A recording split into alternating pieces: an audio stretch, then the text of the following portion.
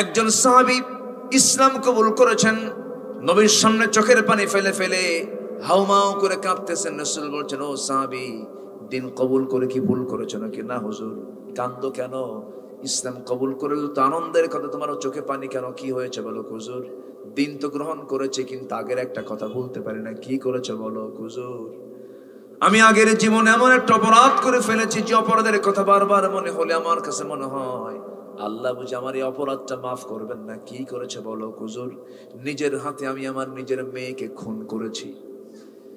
নিজের হাতে আমি আমার নিজের মেয়েকে নিজ হাতে আমি হত্যা করেছি। বালু দিয়া মাটি দিয়া পুঁতে শেষ করে দিয়েছি। রাসূল বলেন, কেমন করে বলো তো? আমার নবীর সামনে ওই সাহাবী হাঁটু গেড়ে বসেছিলেন। নবীজি সুন্দর করে শোনা শুরু করলেন, ও সাহাবী বলো তো কেমন করে মেরেছে বলো হুজুর? আমার স্ত্রীর গর্ভে সন্তান চলে এলো। ডেলিভারির সময় যখন হলো বললাম বাবার বাড়ি চলে যাও, সন্তান ছেলে হলে নিয়ে আসবে, মেয়ে হলে জীবন্ত পুঁতে হত্যা করবে। কিন্তু আমাকে আড়াল করে সন্তানটাকে ধীরে ধীরে বড় করতে লাগলো। সন্তানটা হয়েছে মেয়ে, আমাকে বলা হলো মৃত সন্তান হয়েছে। সন্তানের বয়স যখন 5 থেকে 6 বছর, হঠাৎ করে আমার চোখের সামনে ধরা পড়ে গেল।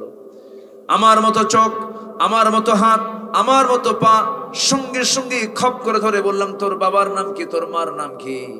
আমি আমার ওই সন্তানটাকে ওর মার কাছে সামনে হাজির করে বললাম, সত্যি করে বলো তো এটা কার সন্তান? আমাদের সন্তান। কতক্ষণ গোপন করব? আমি ভয়ে আপনাকে বলি নাই, কিন্তু হুজুর শিরকিয়াতের কারণে, জিহালাতের কারণে আমার ভিতরে প্রচন্ড রাগ উঠে গেল। ওই মেয়েটাকে মারার জন্য আমি মরিয়া হয়ে গেলাম, অস্থির হয়ে গেলাম, টেকনিক করলাম, অভিনয় শুরু করে দিলাম। আমার মেয়েকে বললাম, মা সুন্দর করে সাজিয়ে নাও, গুছিয়ে নাও, আজকে তোমার নানার বাড়িতে নিয়ে যাব। হুজুর মেয়েটাকে এই কথা বলার সঙ্গে সঙ্গে সে আনন্দাত্মরা হয়ে আমার কোলে বসে আমাকে চুমা খায়, আমার দাড়িগুলো সুন্দর করে গুছায়া দেয়, আমার চুলগুলো সুন্দর করে গুছায়া দেয়। কিন্তু মেয়েটাকে ওর মা যখন সাজিয়ে গুছিয়ে যখন আমার সঙ্গে দিয়ে দিল, সে তো জানে না করুণাক্ষর আমি তার সঙ্গে এমনটা আচরণ করব। সামনে জঙ্গল পেলাম, জঙ্গল পার হয়ে গেলাম, কোদাল হাতে নিলাম। ঠিক দুপুর বেলা আমি ওই জায়গায় একটা কবর খনন করছিলাম, কোদাল দিয়ে মাটি খনন করছিলাম। ইন্নাল হামদালিল্লাহিল আকরামিল্লাযী খালাকাল ইনসানা ওয়া কাররামা ওয়া 'আল্লামাহু মিনাল বায়ানি মা লাম ইয়া'লাম। فسبحان الذي لا يحصى امتنانه باللسان ولا بالقلم.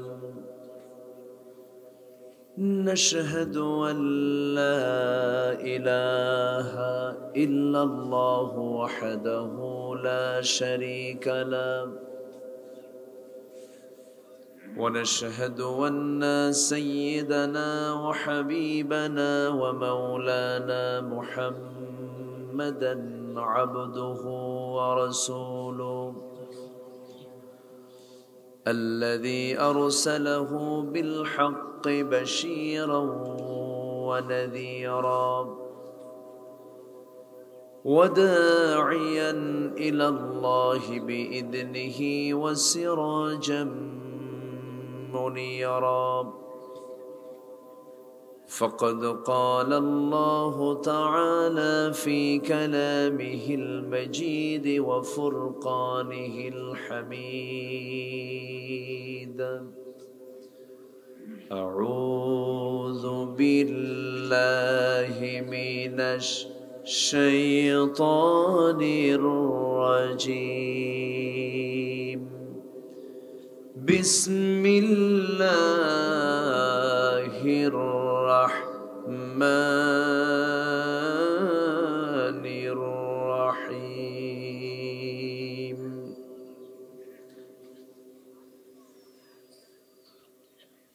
يا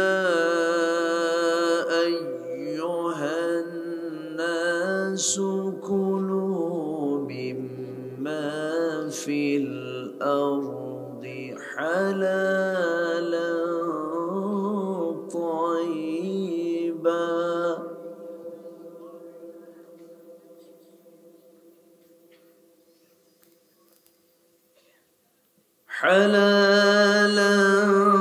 طيبا ولا تتبعوا خطوات الشيطان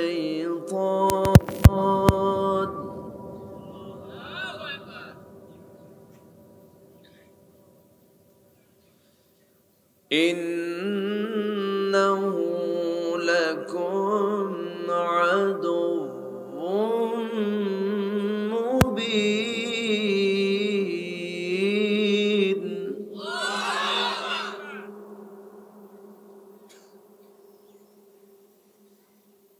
إنما يأمركم بالسوء والفحشاء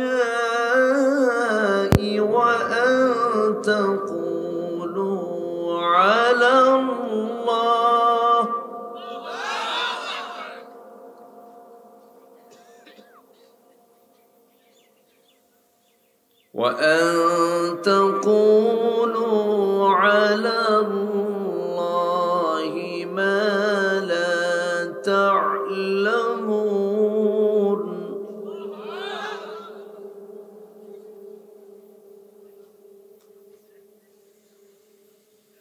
وإذا قيل لهم اتبعوا ما أنزل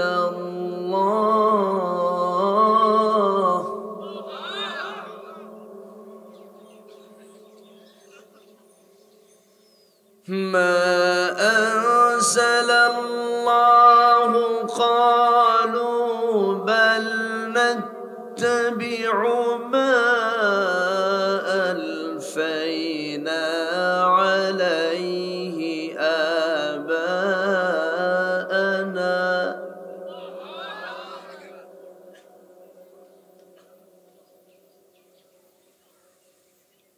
أولو كان آباؤهم لا يعقلون شيئا ولا يهتدون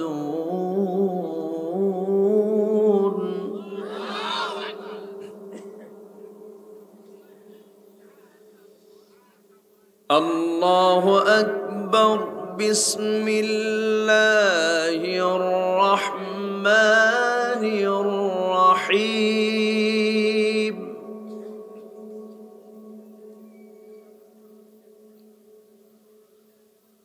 إن الله وملائكته يصلون على النبي يا أيها الذين آمنوا صلوا عليه وسلموا تسليما اللهم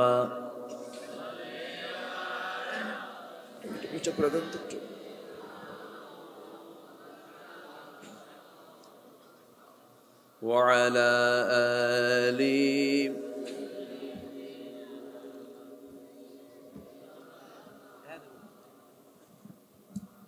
একটু মোহাব্বত দিয়ে নবীর প্রেমে মাতোয়ারা হয়ে জবান খুলে জোরালো কণ্ঠে সবাই বলুন আল্লাহুম্মা সাল্লি আলা নেমে যায় তো খুলে দাও টাইট করে দাও وعلى آل سيدنا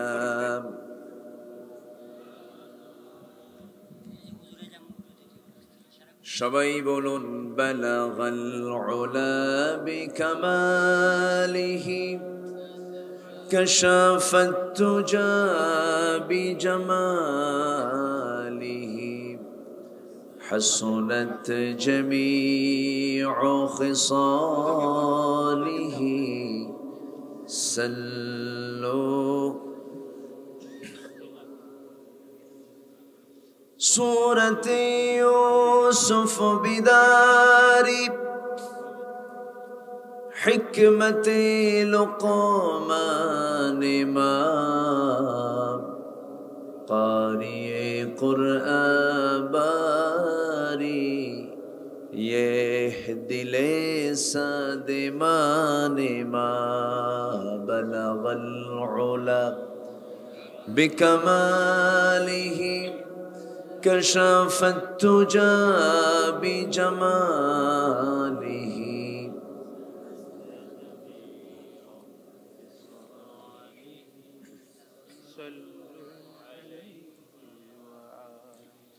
आवाज जरा बढ़ाया दें, कान तो सुने जाए, बढ़ाया दें जी।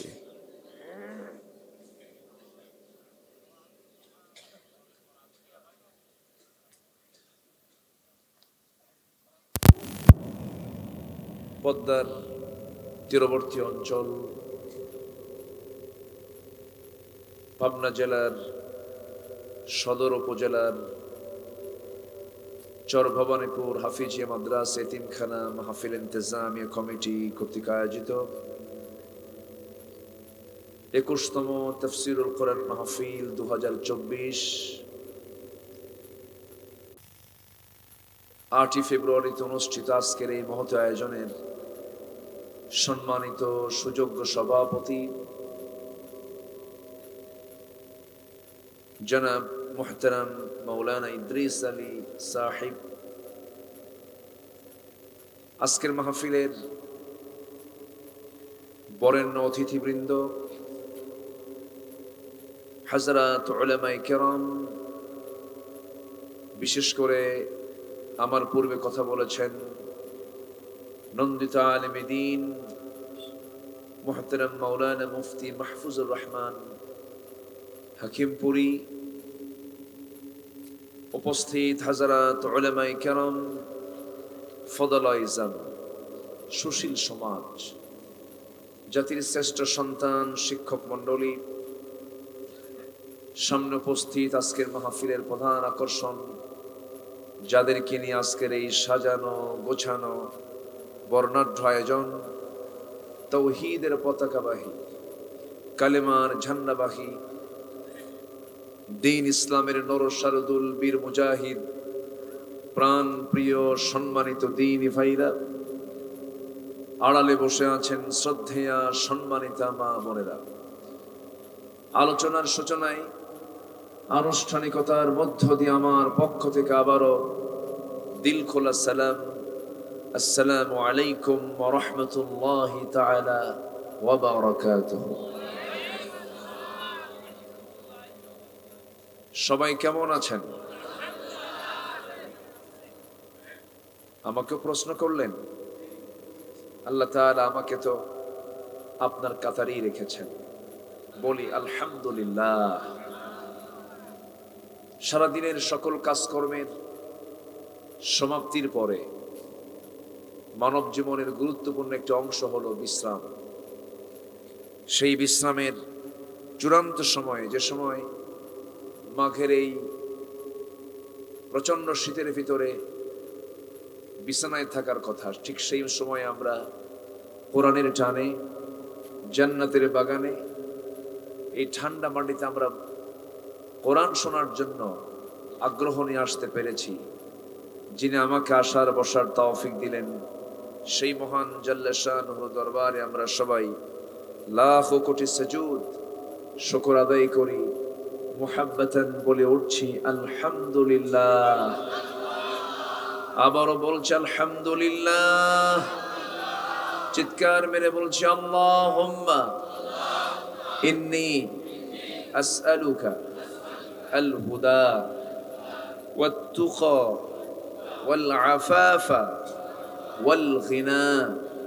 সবাই বলি আল্লাহুম্মা লাকা আসলামতু ওয়া বিকা আমানতু ওয়া আলাইকা তাওয়াক্কালতু ওয়া ইলাইকা আনাবতু ওয়া বিকা খাসামতু। আমরা আল্লাহ তাআলার শুকর আদায় করে নিলাম। উঠতে একটু দেরি হলো, শেষ হতে যদি একটু দেরি হয় কষ্ট হবে? আমাকে সময় দেওয়া যাবে তো? জোরে বলি ইনশাআল্লাহ।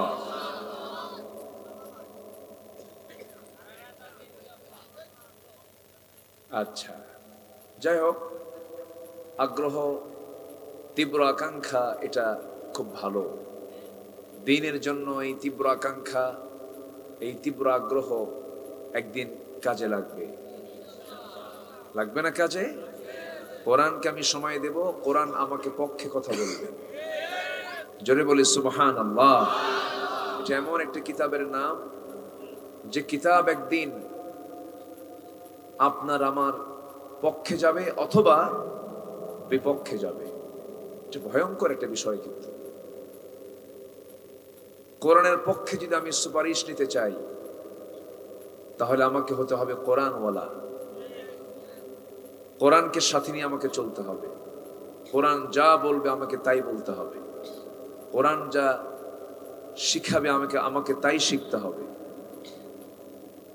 কিন্তু সারা জীবন কোরআনের বিরুদ্ধে অবস্থান করে আমি কি এই কিতাবের কোনো সাক্ষী, এই কিতাবের পক্ষে, কিতাব আমাকে আমার পক্ষে কথা বলবে এমন কি সুযোগ কি আছে? সহিহ হাদিসের বর্ণনা, আল কোরআন হুজ্জাতুল লাকা আও আলাইকা। তোমার সেদিন কোরআন হাশরের ময়দানে পক্ষে যাবে অথবা বিপক্ষে যাবে। আল কোরআন ও সিয়াম ইউশাফিআন লিল আবদি। কোরআন এবং সিয়াম এই দুটাই বান্দার জন্য একদিন সুপারিশ করবে। কার কাছে? আল্লাহর কাছে। এজন্য এই কিতাবকে নিয়ে আমরা এমন কোনো কিছু করতে যাব না যেন কোরআন আমার বিরুদ্ধে অবস্থান নেয়। এটা এমন একটা কিতাব যার শুরু থেকে নিয়ে শেষ পর্যন্ত যার একটা হরফকে যদি কেউ অমান্য করে তার ঈমান আছে না গেছে? ঈমান চলে গেছে। খুবই স্পর্শকাতর বিষয়। আংশিক মানার কোনো সুযোগই নেই। এটাকে পুরোপুরি মানতে হবে। যেরকম সুবহানাল্লাহ। সেই মুকাম্মিলে নিজামে হায়া কোরআনে কারীমের গুরুত্বপূর্ণ সূরা, সবচেয়ে বড় সূরা সূরাতুল বাকারা থেকে, অনেক বড় সূরা তো। সূরাতুল বাকারা থেকে আমি মাস দিক থেকে আমি 3টা আয়াতে কারীমা তেলাওয়াত করেছি। এই 3টা আয়াতকে সামনে রেখে কিছু কথা আমি বলতে চাচ্ছি। ওমা তাওফীকি ইল্লা বিল্লাহ আলাইহি তাওয়াক্কালতু ওয়া ইলাইহি উনীব। সেই মহান রবের প্রতি পূর্ণ ভরসা রেখে আসুন আমরা মূল আলোচনার দিকে আস্তে আস্তে চলে যাচ্ছি। সূরাটার নাম কি বলেন তো? বাকারা। বাকারা মানে কি? গাভী। গাভী এমন একটা প্রাণী যে গাভীর চুল থেকে শুরু করে নিয়ে এর মল পর্যন্ত, পায়খানা পর্যন্ত বান্দার অকল্যাণে না কল্যাণে? কল্যাণে। তো সূরাতুল বাকারা এটা এমন একটা সূরা যে সূরার মধ্যে আল্লাহ তাআলা বান্দার জীবনের যাবতীয় কথাগুলো মোটামুটি তিনি বলে দিয়েছেন। জোরে বলি সুবহানাল্লাহ। সব আছে এর মধ্যে। কোরআন যে আল্লাহর কিতাব, এটা যে আল্লাহ নাজিল করেছেন, এতে কোনো সন্দেহ আছে কি? আসতে বলুন, সন্দেহ আছে? কেউ কি এর অসারতা, এর দুর্বলতা কেউ প্রমাণ করতে পেরেছে? কোনদিন পারবে? কোরআনটা কি এলোমেলো না গোছালো? কোরআন কি উল্টা পাল্টা না সোজা? সোজা। আমার আল্লাহ তাআলা আকাশ সাজিয়েছেন কি এলোমেলো না সাজানো? আল্লাহর আকাশটা কত সুন্দর। একটা সূর্য গোটা পৃথিবীকে আলোকিত করছে, আর দেখেন হাজারো লাইট তাও অন্ধকার। ঠিক আছে না? হাজারো লাইট তাও কি অন্ধকার। আমার আল্লাহর লাইট কয়টা? একটা। কি তার কি চার্জ যায়? তেল শর্ট পড়ে যায়, চলে নিভে যায়? নিভেও যায়। যে আল্লাহ তাআলা সূর্য বানিয়েছেন, যে আল্লাহ তাআলা চাঁদ বানিয়েছেন, সাজানো গোছানো পৃথিবী সাজিয়েছেন, সাবআতু আবহুর 7 সমুদ্র তিনি সৃষ্টি করেছেন, তৈরি করেছেন, তিনিই সাজানো কোরআন দিয়েছেন। যেরকম সুবহানাল্লাহ। আমার বন্ধুগণ, কোরআন জাল্লার সাজানো কিতাব। শুধু একটা এক্সাম্পল দিলেই স্পষ্ট হয়ে যাবে যে সূরা থেকে আমি তেলাওয়াত দিয়ে শুরু করেছি এই সূরার আয়াত সংখ্যা হলো 286। 286। এই 286 আয়াত সম্বলিত এই বিশাল বড় সূরা, সবচেয়ে বড় সূরা 286, এর অর্ধেক কত বলেন? 286 এর অর্ধেক কত বলেন? 143। হয়তো মনে মনে ভাবতেছেন হুজুর শুনতে আসলাম ওয়াজ, শিখানো অঙ্ক, এটা আবার কেমন কথা? এটা ভাবতেছেন নাকি আপনারা? অঙ্ক তো শেখা দরকার। দুনিয়াতে যার অঙ্ক ঠিক আছে, আখিরাতে তার জান্নাত ঠিক আছে। অঙ্ক যার ঠিক নাই, হিসাব যার ঠিক নাই, বোনের সম্পত্তি দিতে যে কার্পণ্য করে, এখানে হিসাব আছে না? আল্লাহ তাআলা কিয়ামতের দিন তাকে আটকায় ফেলবে। সম্মানিত ভাইয়েরা, তাহলে 286 অর্ধেক হলো 143। খুব ক্লান্তি পাচ্ছে, বয়স্ক মানুষ তো একটু কষ্ট হচ্ছে। আমি কি আলোচনা চালিয়ে যাব? জোরে বলি ইনশাআল্লাহ। সম্মানিত ভাইয়েরা, 143 অর্ধেক। কোরআন যে সাজানো, জাস্ট একটা এক্সাম্পল দিয়ে আমি মূল পর্বে চলে যাচ্ছি। 143 নম্বর আয়াতে আল্লাহ তাআলা কি বলেছেন দেখেন। আল্লাহ তাআলা এই আয়াতটাকে মাঝখানে সেট করেছেন। কি আয়াত দিয়েছেন এখানে? আল্লাহ রাব্বুল আলামিন বলেন, وَكَذَلِكَ جَعَلْنَاكُمْ أُمَّةً وَسَطًا لِتَكُونُوا شُهَدَاءَ عَلَى النَّاسِ وَيَكُونَ الرَّسُولُ عَلَيْكُمْ شَهِيدًا। জোরে বলুন আল্লাহু আকবার। আমি এমনই করে তোমাদেরকে আমি মধ্যম জাতি করে দুনিয়াতে পাঠিয়ে দিয়েছি। মধ্যম জাতি করে আমি তোমাদেরকে দুনিয়াতে পাঠিয়ে দিয়েছি। আমরা জাতি হিসেবে মধ্যম। আল্লাহ তাআলা একটা সেট করেছেন প্রথমে, শেষে, না মধ্যে। অর্থের সাথে আয়াতের সেটিং মিল আছে না নাই? আচ্ছা, সংখ্যার সাথে আল্লাহ তাআলা অনেক কিছু মিল রেখেছেন। সংখ্যা তত্ত্বের অপূর্ব সমন্বয় ঘটিয়েছেন এই কিতাবের ভিতরে। সাজানো, এটা অগোছালো কিছু নেই এর মধ্যে। একটা আয়াত আছে, সাইয়েদনা ইউসুফ আলাইহিস সালাতু ওয়াস সালাম তিনি স্বপ্নের কথা বলছেন তার বাবাকে। ইন্নী রাআইতু আহাদা আশারা কাওকাবান ওয়াশ-শামসা ওয়াল-কামারা রাআইতুহুম লি সাজিদিন। জোরে বলুন আল্লাহু আকবার। হে আব্বা, আমি আমার স্বপ্নের মধ্যে দেখলাম, ইন্নী রাআইতু আহাদা আশারা কাওকাবা, স্বপ্নের মধ্যে আমি দেখতে পেলাম 11টা নক্ষত্র, সূর্য, চন্দ্র সব মিলে আমাকে সম্মানজনক সেজদা করতেছে। ইন্নী রাআইতু আহাদা আশারা কাওকাবা, এখানে কয়টা নক্ষত্রের কথা বলা আছে? 11টা। ইন্নী রাআইতু আহাদা আশারা কাওকাবা, এই বাক্য লিখতেও ব্যবহার হয়েছে 11টা নক্তা। যেরকম সুবহানাল্লাহ। এরকম করে আল্লাহ তাআলা যেখানে যা সেট করেছেন, সাজানো গোছানো, এক রাত তো সব দিক থেকে একটু একটু করে আমি উপস্থাপন করার চেষ্টা করছি। কোরআন আল্লাহ তাআলা শুরুই করেছেন চ্যালেঞ্জ দিয়ে, সূরা বাকারা দিয়ে শুরু করেছেন চ্যালেঞ্জ দিয়ে, কোনো সন্দেহ নেই, এবং শেষ করেছেন এই সূরাটা হলো দোয়া দিয়ে। কি দিয়ে বলেন তো? দোয়া দিয়ে। সেই সূরার আমি এমন একটা আয়াত থেকে আমি তেলাওয়াত শুরু করেছি যেটা কিছু কিছু লোকের জন্য অসুবিধা, কিছু কিছু লোকের জন্য অসুবিধা। যদি অসুবিধা মনে হয়, যদি চলে যান, আবার আমার তো মাহফিল বেকায়দা পড়ে যাবে। অসুবিধা মনে করবেন না তো। আবার আল্লাহ যা বলেছেন এটা আমার অকল্যাণ না কল্যাণ? অকল্যাণ না কল্যাণ? আল্লাহ তাআলা বান্দাকে খেতে বলেছেন, কম খেতে বলেছেন। আল্লাহ তাআলা কোথাও এমন একটা আয়াত আপনি কেউ দেখাতে পারবেন? শুধু ডাক্তার কয় কম খান, ডাক্তার কয় কম খান। আল্লাহ তাআলা কিন্তু কোথাও বলেননি যে তোমরা কম খাও। আল্লাহর দয়া কি কম? কুলু, খাও।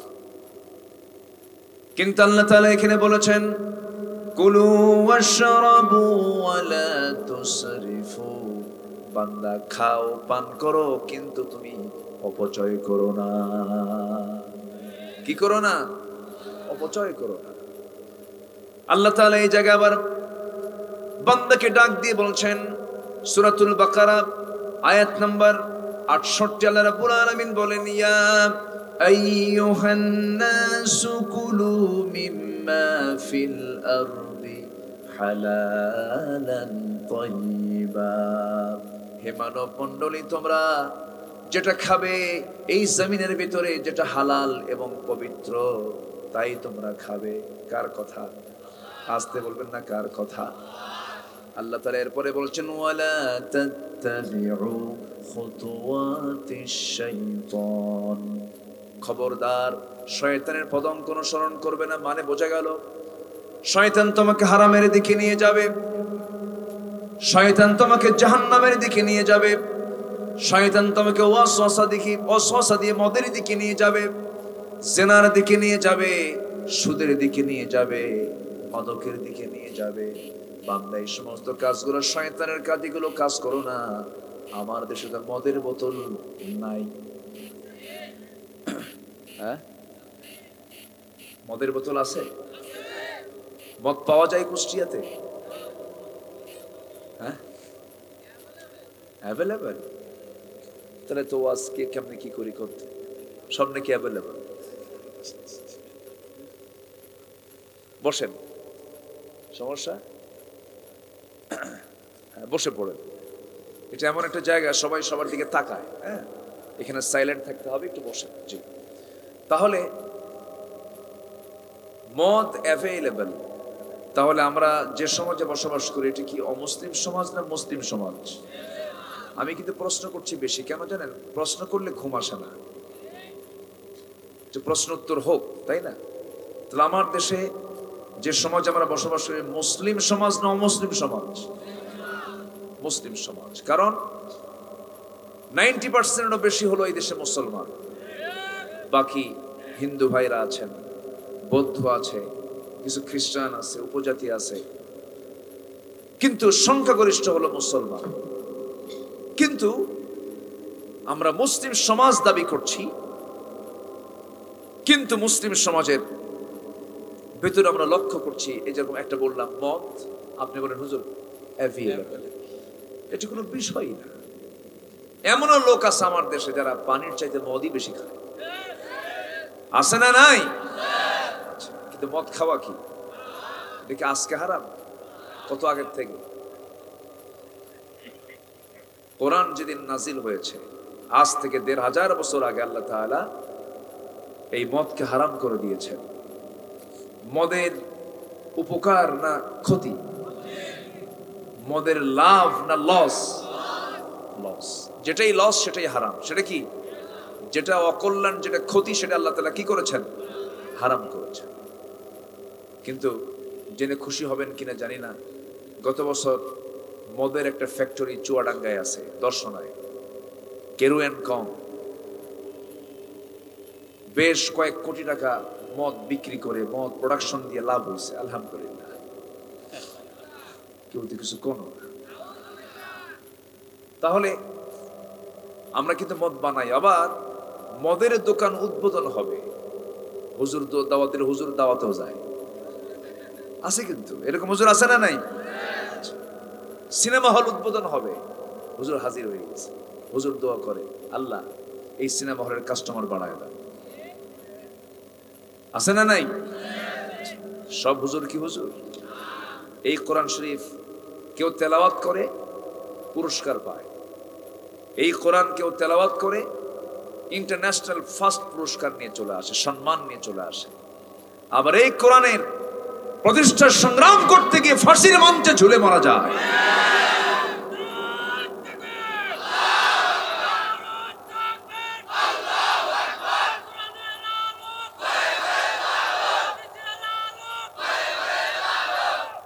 সম্মানিত ভাইয়েরা, কোরআন তেলাওয়াতে রক্ত ঝরাতে হয় না,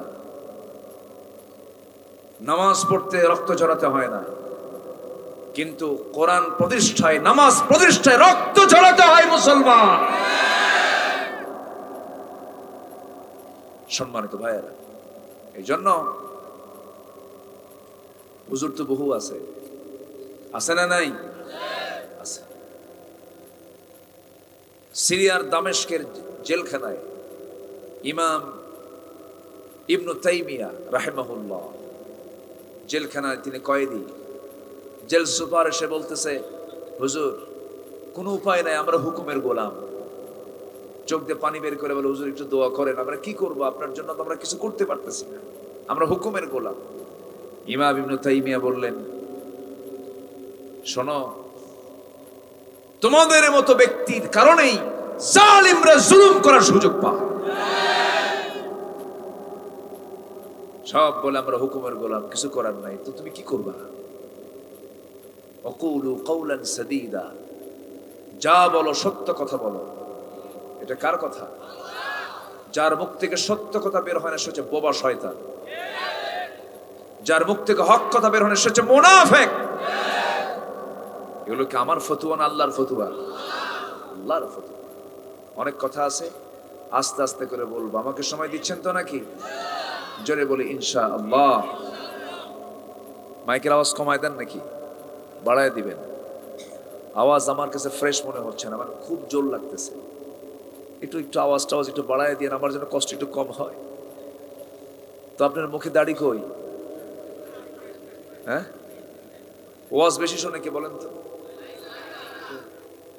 মাইক হলো না, এত ওয়াজ জীবনে শুনে দাড়ি কই? দাঁড়িয়ে রাখবেন তো ইনশাআল্লাহ? আচ্ছা, আল্লাহ কবুল করুন। জোরে বলি আমিন। রাগ করেননি তো আবার? রাগ করা যাবে। আমার দিকে তাকান। তাহলে মদ খাওয়া কি? এটা কি হারাম করেছেন?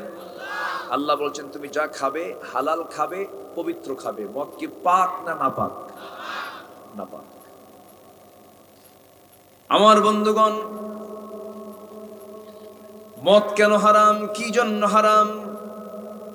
হয়তো আমি এর কারণ কিছু জানবো, কিন্তু ইমানদার এত যুক্তি দেখতে যাবে না। ইমানদার দেখবে আমার আল্লাহ হারাম করে দিয়েছেন, অবশ্যই হারাম, কোনো যুক্তির দরকার নাই।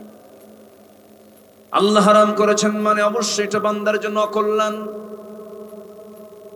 গোটা পৃথিবীর মানুষ এক জায়গায় হয়ে যদি এক ফোঁটা পানি বানাতে চায়, পানি বানাতে পারবে না।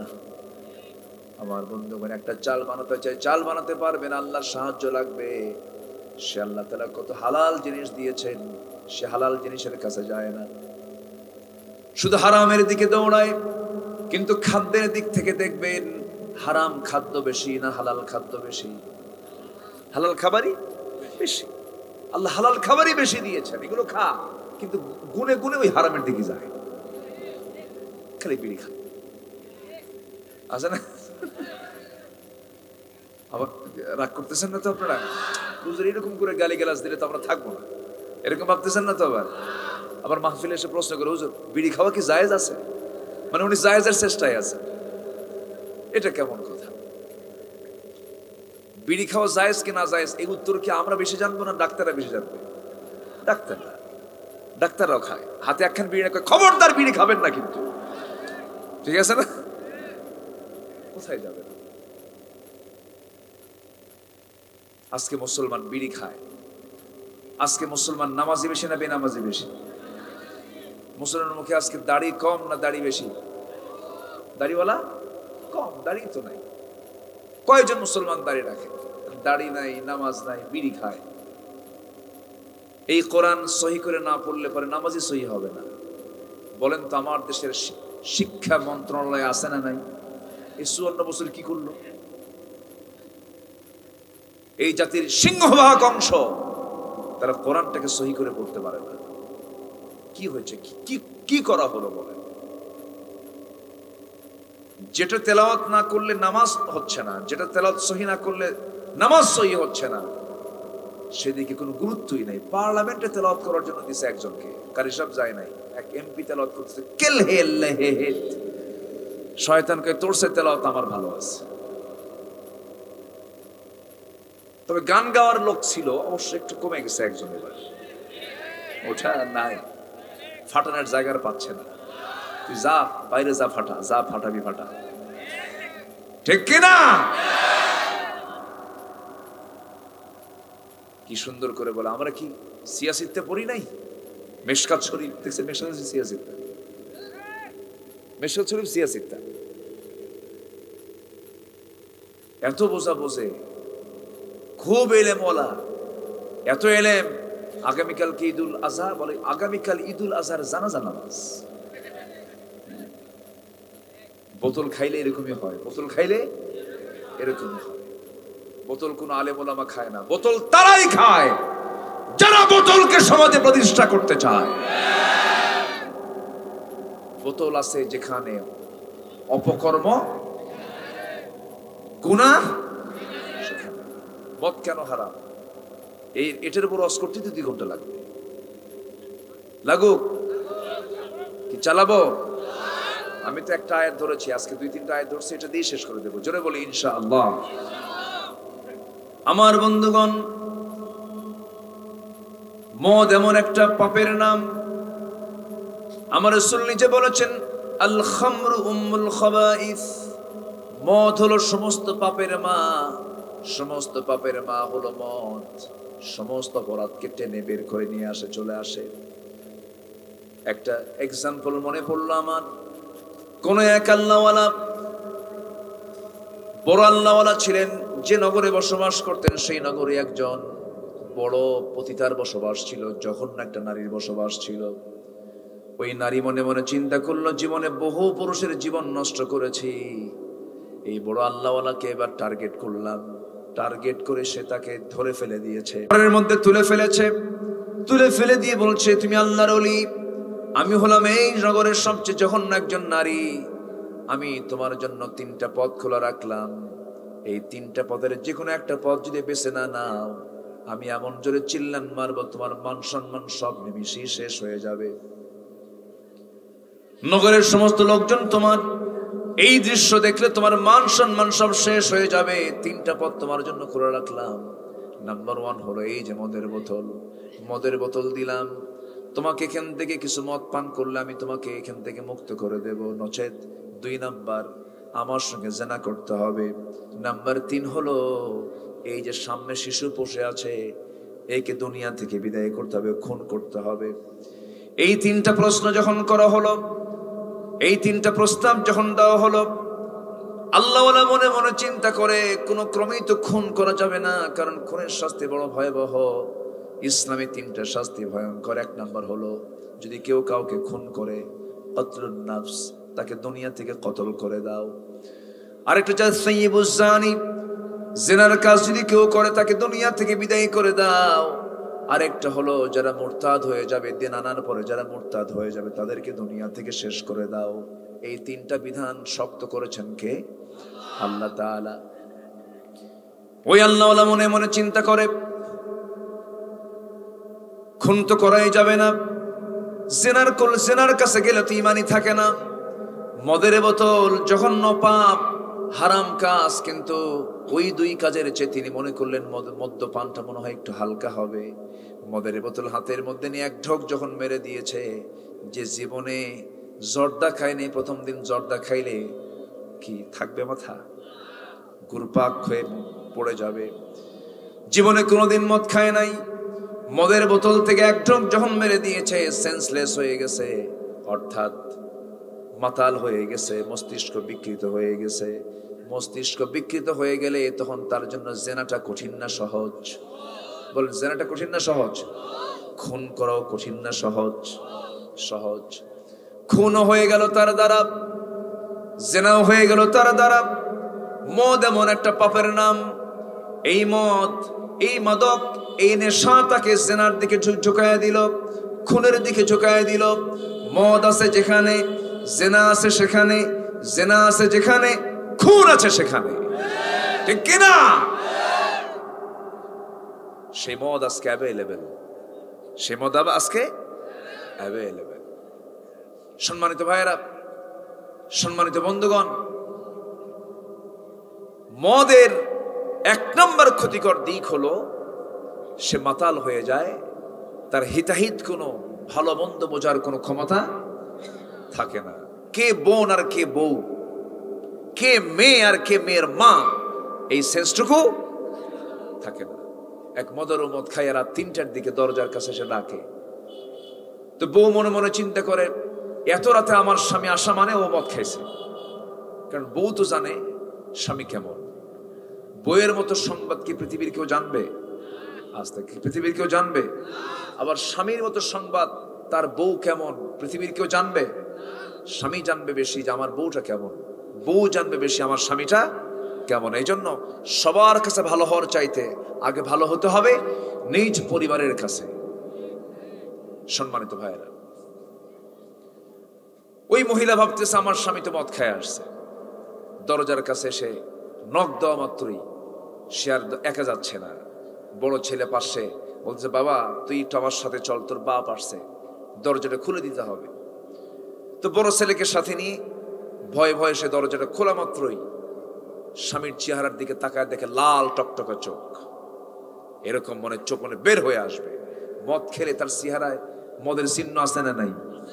বিড়ি খেলে বিড়ির চিহ্ন তার চেহারায় আছে না নাই? বিড়ি খেলে কি কালো হয়? ঠোঁট দেখলে মনে হয় এটা বিড়ি খোর, ঠিক আছে না? আচ্ছা রাগ করতেছেন? আচ্ছা, এখন এই মদারু দরজা খোলা মাত্রই লাল টকটকা চোখ নিয়ে বইয়ের দিকে তাকায় বলতেছে আম্মা আসসালামু আলাইকুম। বোঝেন নাই? মাথা ঠিক নাই তো। বউ কয় তোমার কি একটু হুঁশ হলো না? পাশে একটা ছেলে দাঁড়ানো, একজন বড় ছেলে দাঁড়ানো, তুমি তার সামনে আমার মা কও, এটা কোনো কথা তোমার? ছেলের দিকে তাকায় বলে দুলা ভাই আসসালামু আলাইকুম। এখন বিষয়টা হলো যে ওর তো মাথা ঠিক নাই। সমাজের নেতৃত্ব দিতে গিয়ে যারা মদের বোতল টানে ওদেরও মাথা ঠিক নাই, ঠিক কিনা? ওদের অন্তর কালো হয়ে গেছে, ওরা জঘন্য। ওই সমস্ত নেতৃত্বের মুখে আমরা জুতা মারি, থুতু মারি। রাজি আছেন কারা কারা? হাত উঁচু করে দেখান মুসলমান।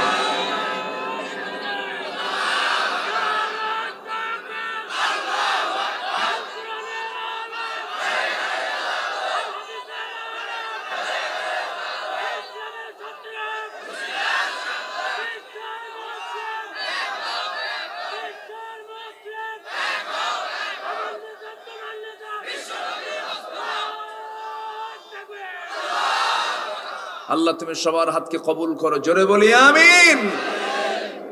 সব নেতার পথ ছাড়ো, এক নেতার পথ ধরো, তিনি হচ্ছেন মুহাম্মদ সাল্লাল্লাহু। তার কি দিক ছিল না বলেন? এমন কোন চরিত্র নাই যা তার মধ্যে উপস্থিত ছিল না। জোরে কোন আলহামদুলিল্লাহ, জোরে বলুন আলহামদুলিল্লাহ। যুদ্ধের ময়দানে উনি সেনাপতি, মসজিদে ইমাম, আল্লাহু আকবার বলেন, রাষ্ট্রের রাষ্ট্রপতি, আবার শ্রমিকদের লিডার, ব্যবসায়ীদের লিডার, আল্লাহু আকবার বলেন, এতিমদের সর্দার, আল্লাহু আকবার, ব্যবসায়ীদের সর্দার।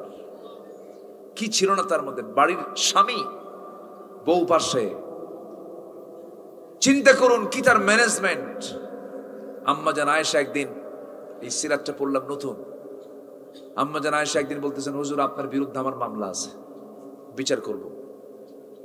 রাসূলকে বলতেছেন, লাগে না স্বামী স্ত্রীর মধ্যে দ্বন্দ্ব লাগে না?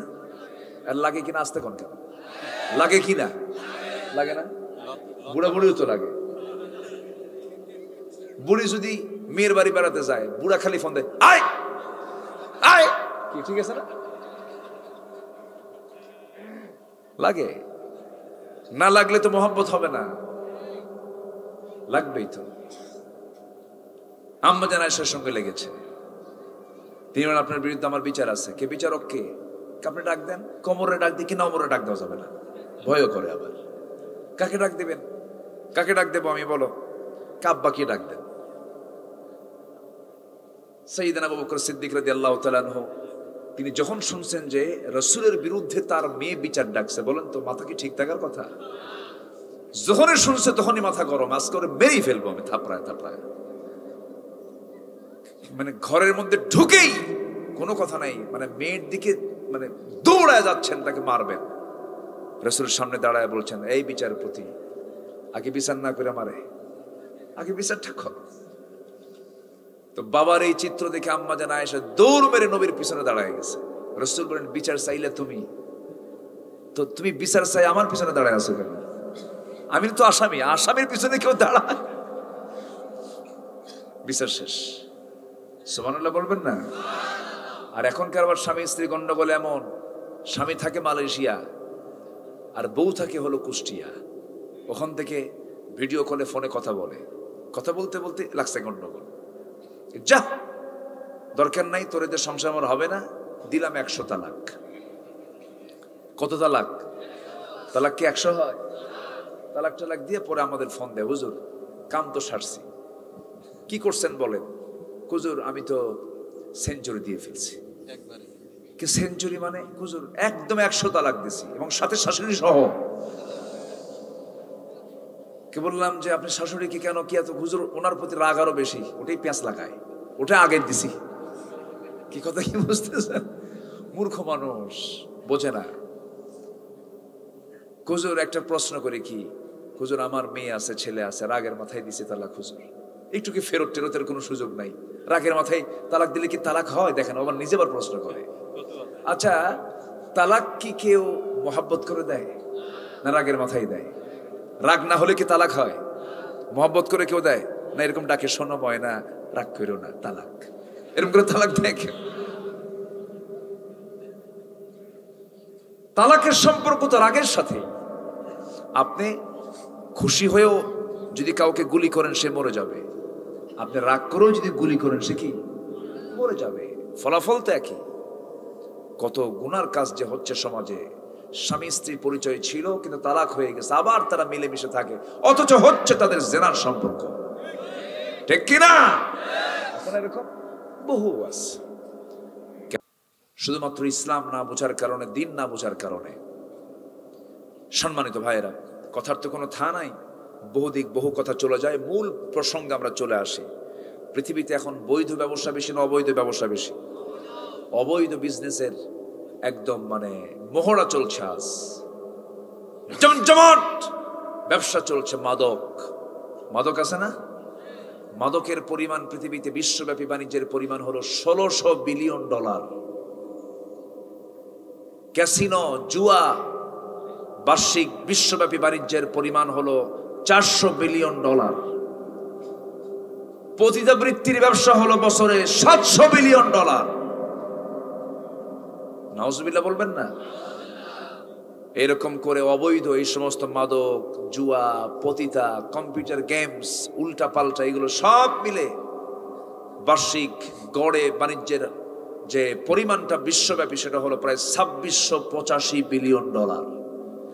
যারা এই সমস্ত আকামের সঙ্গে জড়িত, এই অবৈধ ব্যবসার সঙ্গে যারা জড়িত আমার দেশেও সহ গোটা পৃথিবীতে, তারা কি কখনো চাবে জমিনে আল্লাহর দিন কায়েম হোক? আসতে চাবে? আপনি চান? আসতে কয় আপনি চান? আপনি চান? যারা চায় না তাদের কি করবেন? একজনকে মেরে ফেলে দেন। যারা চায় না তারা কি আপনার বন্ধু হতে পারে? বলেন, তারা কি আপনার বন্ধু হতে পারে? তাহলে আমাদের শত্রু চেনার দরকার আছে না নাই? আমার ভাইও কিন্তু শত্রু হতে পারে। আমার নবীর চাচা শত্রু ছিল না? চাচার নাম কি? আবু জেহেল না, আবু জেহেল হলো গ্রাম্য চাচা। আমার নবীর মূল চাচা বলতে যে সবচেয়ে বিরোধী ছিল সে কে? আবু লাহাব। নবীর জন্মের সময় খুশি হয়ে সে উট কুরবানি দিছে। আবু লাহাবের চেহারার সঙ্গে আমার নবীর চেহারার মিলও ছিল, চাচা ভাতিজা তো মিলও ছিল। অগ্নি শিখার পিতা আবু লাহাবকে বলা হয়। সে আবু লাহাবের কপাল ভেঙে গেল। সে আবু লাহাব পর্যন্ত দিনকে মানে না, ইসলামকে মানে না। সে বলেন আমি মদ খাবো, আমি মদের পক্ষে কথা বলবো, আমি জিনার পক্ষে কথা বলবো, তোমার এগুলো মানি না আমি। আমার বন্ধুগণ, আমার ভাইয়েরা, আপনি ইসলাম মানতে যখন যাবেন একটা বিষয় মাথায় রাখতে হবে। নাম্বার 1 হলো বাধা আসবে, 1 নম্বরে পারিবারিক, নাম্বার 2 হলো সামাজিক, নাম্বার 3 হলো ধনাঢ্য শ্রেণীর, নাম্বার 4 হলো রাষ্ট্রীয় বাধা আসবে। এমন বাধা এখনো আছে না নাই? আসতে বলবেন না, আছে না নাই?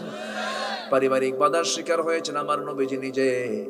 ইব্রাহিম আলাইহিস সালাম ছিলেন আল্লাহর পয়গম্বর, বাপ ছিল কি? মুশরিক। বাপ কি ছিল? মুশরিক। ইব্রাহিম আলাইহিস সালাম কি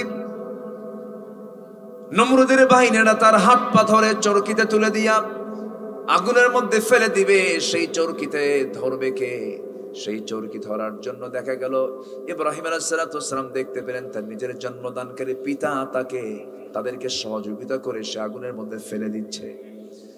সেই সময় সাইয়েদনা ইব্রাহিম বলেন, আল্লাহ তাআলা, এই পৃথিবীতে কোন সন্তান যদি বিপদে পড়ে যায়, পৃথিবীতে অন্তত কেউ না এগিয়ে আসলেও বাবাটা এগিয়ে আসে, মাটা এগিয়ে আসে, কিন্তু আল্লাহ আমি আজকে চরম বিপদে পড়েছি, আমাকে আগুনের মধ্যে নিক্ষেপ করতেছে, কিন্তু সেই নিক্ষেপের সহযোগিতায় আমার বাবা সবার আগে দাঁড়ায় গেছে।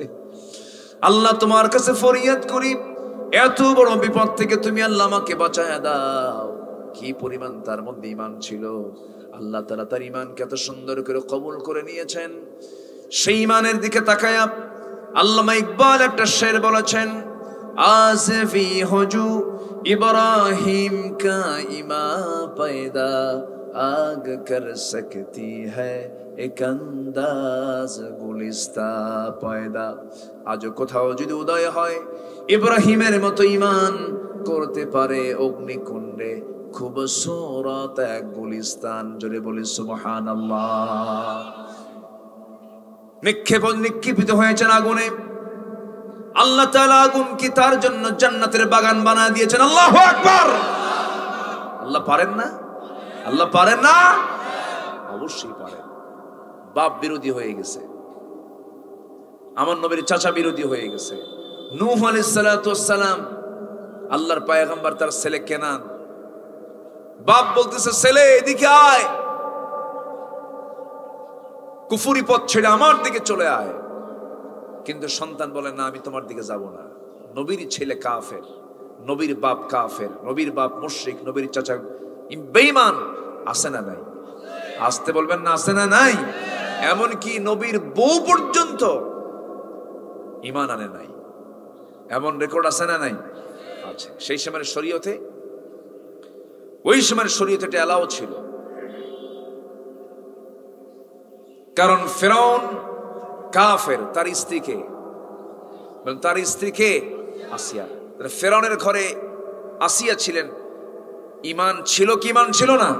ছিল। সেই সময়ের শরীয়ত এটাকে এলাও করেছে। সম্মানিত ভাইয়েরা, চিন্তা করে দেখুন, নবীর বউ পর্যন্ত যদি বেঈমান হয়, তাহলে পারিবারিক বাধা কি আছে না নাই? আছে না নাই? আছে। লূত আলাইহিস সালাতু ওয়াস সালামের স্ত্রী ছিল কাফেরা।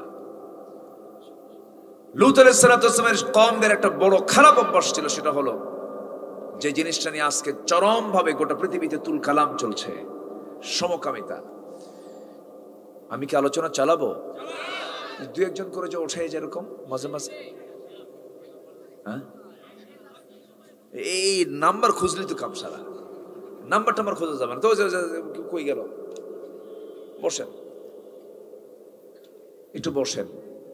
আমি আসতে আজকে বিলম্ব হয়েছে, একটু আগে আসতাম, কিন্তু ওই কুষ্টিয়ার ভেড়া মারা না ঘোড়া মারা, আমাদের দেশে বহু মারা আছে, বাঘ মারাও আছে। বাঘও মারে, ভেড়াও মারে।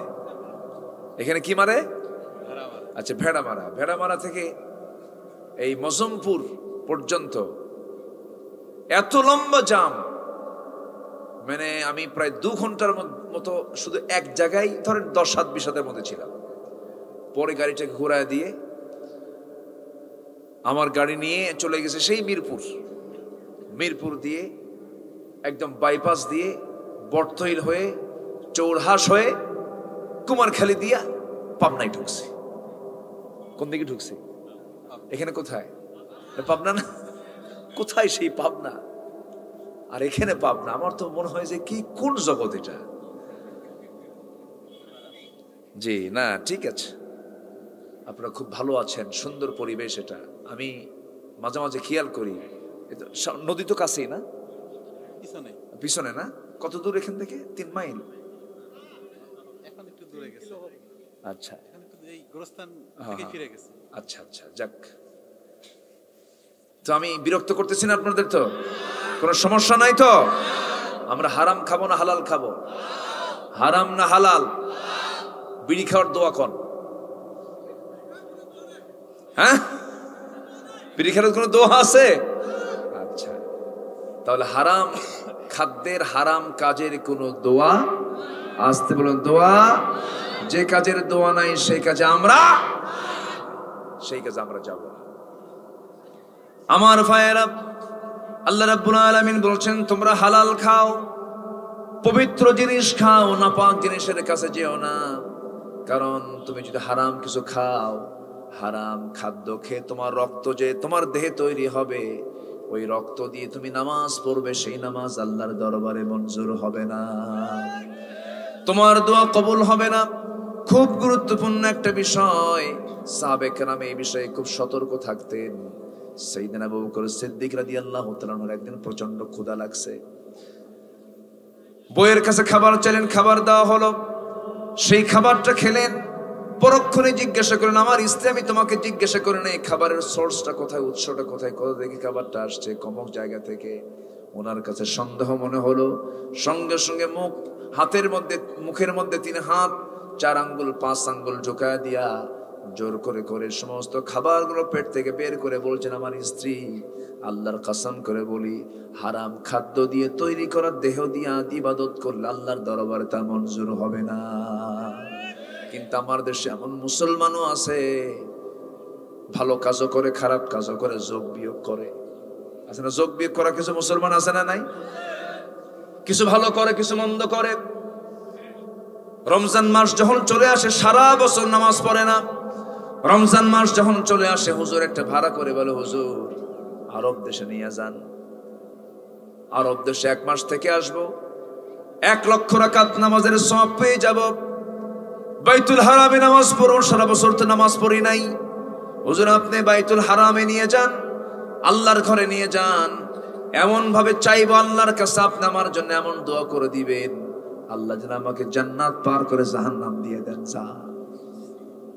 আসেন এরকম আছে না? রমজান মাস টোটাল জিকির আজগার, মুখে দাড়িও কাটে না, সব ঠিকঠাক আছে।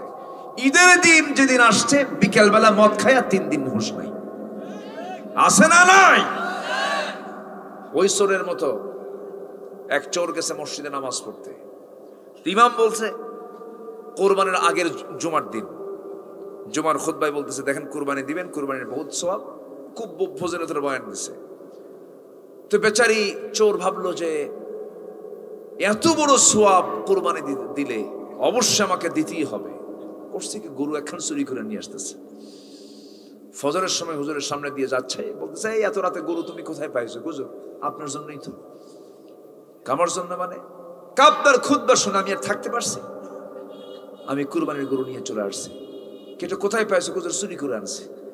চুরি করে আনছো, কুরবানি দেবে, এটা কেমন? আমি কি এটা বলছি না? কিন্তু আপনি বলেন নাই, কিন্তু আমি একটা হিসাব করছি। আমি কি হিসাব করছে বলো? আপনি বলেছেন প্রত্যেকটা প্রাণীর পশমে পশমে নেকি, এত নেকি ধরলাম না, ধরেন কোরবানির যে সওয়াব, আর আমার চুরি করার মাত্র একটা গুনাহ। চুরি তো একটা করছে, একটা গুনাহ তো এটা। তো চুরি করার গুনাহ আর কোরবানি দেওয়ার সওয়াব, প্লাস মাইনাস, মাঝখান থেকে আমার সওয়াব না হলেও গোশত খাওয়া তো বোনাস। আমার কথা কি বোঝা যায় ভাই? এরকম হিসাব কষা মুসলমান কখনো জান্নাত পাবে না, ঠিক কিনা? আপনি নির্বাচনকে, আপনার রাজনীতিকে, আপনার রাষ্ট্রনীতিকে, আপনার আইনকে, আপনি প্রশাসনকে ইসলাম হিসেবে মানতে চাবেন না, ইসলামকে সামনে রেখে এগুলো মানতে চাবেন না, আপনার ঈমান আনা এখনো হয় নাই, ঠিক কিনা? রাসূলকে মানতে হবে এক জায়গায় না সব জায়গায়, এক জায়গায় না সব জায়গায়। ইসলাম কি এমনি এমনি আসছে? আমার নবী সেই সমাজে জন্ম, যেই সমাজে মদের বোতল থাকতো সবার ঘরে ঘরে। আমার নবীজির জন্ম সেই সমাজে, যে সমাজে একটা নারীর কোনো দাম ছিল না। আমার নবীজির জন্ম সেই সমাজে, যে সমাজে একটা ভাঙ্গা পাতিলকে কেন্দ্র করে, একটা ভাঙ্গা পাতিলকে কেন্দ্র করে যুগের পরে যুগ যুদ্ধ লাগায় রাখতো তারা। আমার নবীর জন্ম সেই সময়ে, যে সময়ে মক্কার মানুষগুলো নিজের মেয়ে সন্তানকে জীবন্ত পুঁতে হত্যা করত। এই মানুষগুলোকে ভালো করেছেন জাদু দিয়া, মন্ত্র দিয়া না কোরআন দিয়া? কি দিয়া বলেন? আর এই কোরআন কি এমনি দোয়া দিয়া শুধু আসছে, দোয়া দিয়া শুধু প্রতিষ্ঠিত হয়েছে না। এই কোরআনকে প্রতিষ্ঠার জন্য আমার নবীজির মার খেতে হয়েছে একটা না 13 বছর। কোথায়? মক্কায়। কোথায় বলেন তো? রাসূল মার খেয়েছেন। আর 10 বছর মদিনা শরীফের মার খাইছেন না মার দিছেন? আস্তে কয়, মার খাইছেন না দিছেন? মার খাওয়া সুন্নাত, মার দেওয়া সুন্নাত। সামনের দিনগুলো আসবে হচ্ছে মায়ের দেওয়ার, ঠিক কিনা? মুসার লাঠি হাতে নিতে হবে, বাতিল দুর্গাঘাত হানতে হবে মুসলমান। শুধু মায়ের খাবো? মার দিব। মার দিয়েছেন মুহাম্মদ সাল্লাল্লাহু আলাইহি ওয়াসাল্লাম। কত কষ্ট তিনি করেছেন। তায়েফের মানুষগুলো রাসূলকে কি পরিমাণ মেরেছে, মার খেয়েছেন। মদিনায় চলে আসছেন, পরিবার, ঘর বাড়ি, আত্মীয় স্বজন সবকিছু ছেড়ে মদিনায় চলে আসছেন। কার দিন প্রতিষ্ঠা করার জন্য? কার দিন প্রতিষ্ঠা করার জন্য? মদ কেমনে বন্ধ হয়, জেনা কেমনে বন্ধ হয়, সুদ কেমনে বন্ধ হয়? সুদ তো এই এলাকায় নাই, সুদও আছে, ওয়াজও হয়, সুদও খাওয়া হয়। মানে সুদ খাইয়া গুনাহ করে আর ওয়াজ দিয়া কি আমার কথা কি রাগ করতেছে? একটু কথাগুলো শোনেন। আমার নবীজির জন্ম সেই সময়, আমার নবীজির অবস্থানটা সেই সমাজে, যে সমাজে সুদের কারবার করতে আবু জেহেল, জেনার কারবার করতে আবু জেহেল, এরপরে জুয়ার আসরে বসত আবু জেহেল। রাসূল সেই সমাজে গর্জে উঠলেন, দাঁড়িয়ে গেলেন। চোখের সামনে খাব্বাবকে মারতে মারতে পিঠের চামড়া তুলে ফেলা হলো। চোখের সামনে সুমাইয়াকে মারতে মারতে শহীদ করে দুনিয়া থেকে বিদায় করে দেওয়া হলো। আমার নবীজির চোখের সামনে কত লোমহর্ষক কাহিনী ওই কুরাইশরা সামনে উপস্থাপন করলো। এমনকি আমার নবীজিকে মৃত্যুর হুমকি পর্যন্ত দেওয়া হলো, তারপর হত্যার হুলিয়া পর্যন্ত জারি করা হলো। এত কিছু করার পর থেকেও আমার নবীজি আল্লাহর দিন থেকে এক চুল পরিমাণ নড়েন নাই। জোরে কোন সুবহানাল্লাহ। আমার বন্ধুগণ, আমার নবীজি যে সময় জন্ম নিয়েছেন সেই সময় সুদ চলতো চরম ভাবে, জেনা চলতো চরম ভাবে, জুয়ার আসর বসত চরম ভাবে। একজন সাহাবী ইসলাম কবুল করেছেন, নবীর সামনে চোখের পানি ফেলে ফেলে হাউমাউ করে কাঁপতেছেন। রাসূল বলছেন, ও সাহাবী, দিন কবুল করে কি ভুল করেছো নাকি? না হুজুর। কান্দো কেন? ইসলাম কবুল করে তো আনন্দের কথা, তোমার চোখে পানি কেন? কি হয়েছে বলো হুজুর? দিন তো গ্রহণ করেছে, কিন্তু আগের একটা কথা বলতে পারি না। কি করেছে বলো হুজুর? আমি আগের জীবনে এমন একটা অপরাধ করে ফেলেছি যে অপরাধের কথা বারবার মনে হলে আমার কাছে মনে হয় আল্লাহ বুঝি আমার এই অপরাধটা মাফ করবেন না। কি করেছে বলো হুজুর? নিজের হাতে আমি আমার নিজের মেয়েকে খুন করেছি, নিজের হাতে আমি আমার নিজের মেয়েকে নিজ হাতে আমি হত্যা করেছি, বালু দিয়া মাটি দিয়া পুঁতে শেষ করে দিয়েছি। রাসূল বলেন, কেমন করে বলো তো? আমার নবীর সামনে ওই সাহাবী হাঁটু গেড়ে বসেছিলেন। নবীজি সুন্দর করে শোনা শুরু করলেন, ও সাহাবী বলো তো কেমন করে মেরেছো বলো হুজুর? আমার স্ত্রীর গর্ভের সন্তান চলে এলো, ডেলিভারির সময় যখন হলো বললাম বাবার বাড়ি চলে যাও, সন্তান ছেলে হলে নিয়ে আসবে, মেয়ে হলে জীবন্ত পুঁতে হত্যা করবে। কিন্তু আমাকে আড়াল করে সন্তানটাকে ধীরে ধীরে বড় করতে লাগলো। সন্তানটা হয়েছে মেয়ে, আমাকে বলা হলো মৃত সন্তান হয়েছে। সন্তানের বয়স যখন 5 থেকে 6 বছর, হঠাৎ করে আমার চোখের সামনে ধরা পড়ে গেল। আমার মতো চোখ, আমার মতো হাত, আমার মতো পা সঙ্গে সঙ্গে খপ করে ধরে বললাম, তোর বাবার নাম কি, তোর মার নাম কি? আমি আমার ওই সন্তানটাকে ওর মার কাছে সামনে হাজির করে বললাম, সত্যি করে বলো তো এটা কার সন্তান? আমাদের সন্তান। কতক্ষণ গোপন করব? আমি ভয়ে আপনাকে বলি নাই, কিন্তু হুজুর শিরকিয়াতের কারণে, জিহালাতের কারণে আমার ভিতরে প্রচন্ড রাগ উঠে গেল। ওই মেয়েটাকে মারার জন্য আমি মরিয়া হয়ে গেলাম, অস্থির হয়ে গেলাম, টেকনিক করলাম, অভিনয় শুরু করে দিলাম। আমার মেয়েকে বললাম, মা সুন্দর করে সাজিয়ে নাও, গুছিয়ে নাও, আজকে তোমার নানার বাড়িতে নিয়ে যাব। হুজুর মেয়েটাকে এই কথা বলার সঙ্গে সঙ্গে সে আনন্দাত্মরা হয়ে আমার কোলে বসে আমাকে চুমা খায়, আমার দাড়িগুলো সুন্দর করে গোছায়া দেয়, আমার চুলগুলো সুন্দর করে গোছায়া দেয়। কিন্তু মেয়েটাকে ওর মা যখন সাজিয়ে গুছিয়ে যখন আমার সঙ্গে দিয়ে দিল, সে তো জানে না করুণাক্ষর আমি তার সঙ্গে এমনটা আচরণ করব। সামনে জঙ্গল পেলাম, জঙ্গল পার হয়ে গেলাম, কোদাল হাতে নিলাম। ঠিক দুপুর বেলা আমি ওই জায়গায় একটা কবর খনন করছিলাম, কোদাল দিয়ে মাটি খনন করছিলাম। প্রচন্ড গরমের ভিতরে আমি ঘামতেছি। মেয়েটা বারবার বলে, নানির বাড়ি কখন যাবে বাবা? এখানে তুমি কেন গর্ত খনন করছো, কেন গর্ত খনন করছো? কোনো জবাব দিলাম না। আমি ঘেমে যাই, গামছা দিয়া মেয়েটা আমার ঘামগুলো মুছে মুছে দেয়। আমি যখন কোদাল দিয়ে যখন গর্ত খনন করি, আমার দাড়ির ভিতরে চুলের মধ্যে সে মাটিগুলো ছিটকে এসে পড়ে। আমার মেয়েটা তার কচি কচি ছোট ছোট হাতের নখ দিয়ে সে খিরাল করে করে আমার সেই ময়লাগুলো সাফ করে দেয় বারবার। আর বলে, বাবা তুমি এখানে গর্ত খনন কেন করছো? কোনো কথা বললাম না। গর্ত খনন যখন শেষ হয়ে গেল, মেয়েটাকে বললাম, মা দেখো তো গর্ত খনন কেমন হয়েছে। মেয়েটা আমার সরল মনে, আমি বলেছি সরল মনে এসে ওই গর্তের কাছাকাছি এসে উকি মেরে যখন দেখতে লাগলো, পিছন দিকে চলে গেলাম, চোখ বন্ধ করলাম। আমার পাষাণ হৃদয়ে চুল পরিমাণ মোহাব্বত জাগলো না, এমন জোরে ধাক্কা মারলাম, এক ধাক্কায় গর্তের মধ্যে পড়ে চিত হয়ে দুইটা হাত এক জায়গায় করে বলছে, আব্বা বুঝতে পেরেছি আমার মার কথাই সঠিক হয়েছে। তুমি আজকে আমাকে বুঝি মেরে ফেলবে, কিন্তু তোমার কাছে আমি একটা বারের জন্য প্রাণ ভিক্ষা চাচ্ছি, আমাকে আজকে বাঁচায়া দাও। জীবনে ভিক্ষা করে খাবো, কিন্তু তোমার সামনে আমি মুখ দেখাবো না। হুজুর দয়া হলো না, মায়া হলো না, করুণা হলো না। হাতের মধ্যে বড় জোরের একটা পাথর হাতের মধ্যে নিলাম, চোখ বন্ধ করে কলিজা বরাবর যখন মেরে দিয়েছি, ফিঙ্কি দিয়ে রক্ত বের হয়ে গেল। তো সন্তানটা নিজের হাতে দুনিয়া থেকে বিদায় করে দিলাম। হুজুর আজকে আমি ইসলামটা কবুল করেছি, কিন্তু বেশি বারবার মনে পড়ছে, আরে এত বড় গুনাহ, আমার বুঝে আল্লাহ মাফ করবেন না। নবীজি কথাগুলো শুনতেছিলেন, সিরাতের মধ্যে আসছে, রাসূল কথাগুলো শুনতে শুনতে রাসূল নিজেই কেঁদে ফেললেন। আর বললেন, ওরে সাহাবী, তুমি যে বলছো আল্লাহ তোমাকে মাফ করবেন, অবশ্যই মাফ করবেন, কারণ ইসলাম গ্রহণের পর তার পূর্বের জীবনের কোনো গুনাহ আল্লাহ তাআলা তার মধ্যে আর রাখেন না। জোরে কোন সুবহানাল্লাহ। আমার ভাইরা, সেই অসভ্য সমাজকে সভ্য সমাজে রূপান্তর করলেন। সেই নোংরা সমাজের মানুষগুলোকে পৃথিবীর সেরা মানুষ বানায় দিলেন। অন্য কোনো কারণে নয়, অন্য কোনো যুক্তি দিয়ে নয়, অন্য কোনো পন্থা দিয়ে নয়, সেই কোরআন দিয়ে।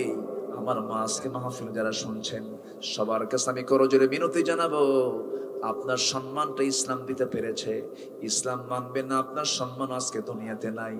আজকে মেয়েদেরকে পণ্য সামগ্রী বানানো হয়েছে, মেয়েদেরকে মূল্যহীনা করা হয়েছে। আজকে মেয়েরা হবে রাজরানী। আজকে সেই মেয়েদেরকে আজকে পথে বসায়া দিয়া কত জেনার কাজ, কত পাপাচারে লিপ্ত করাচ্ছে। আমার মা, আপনি ঠকতে যাবেন না।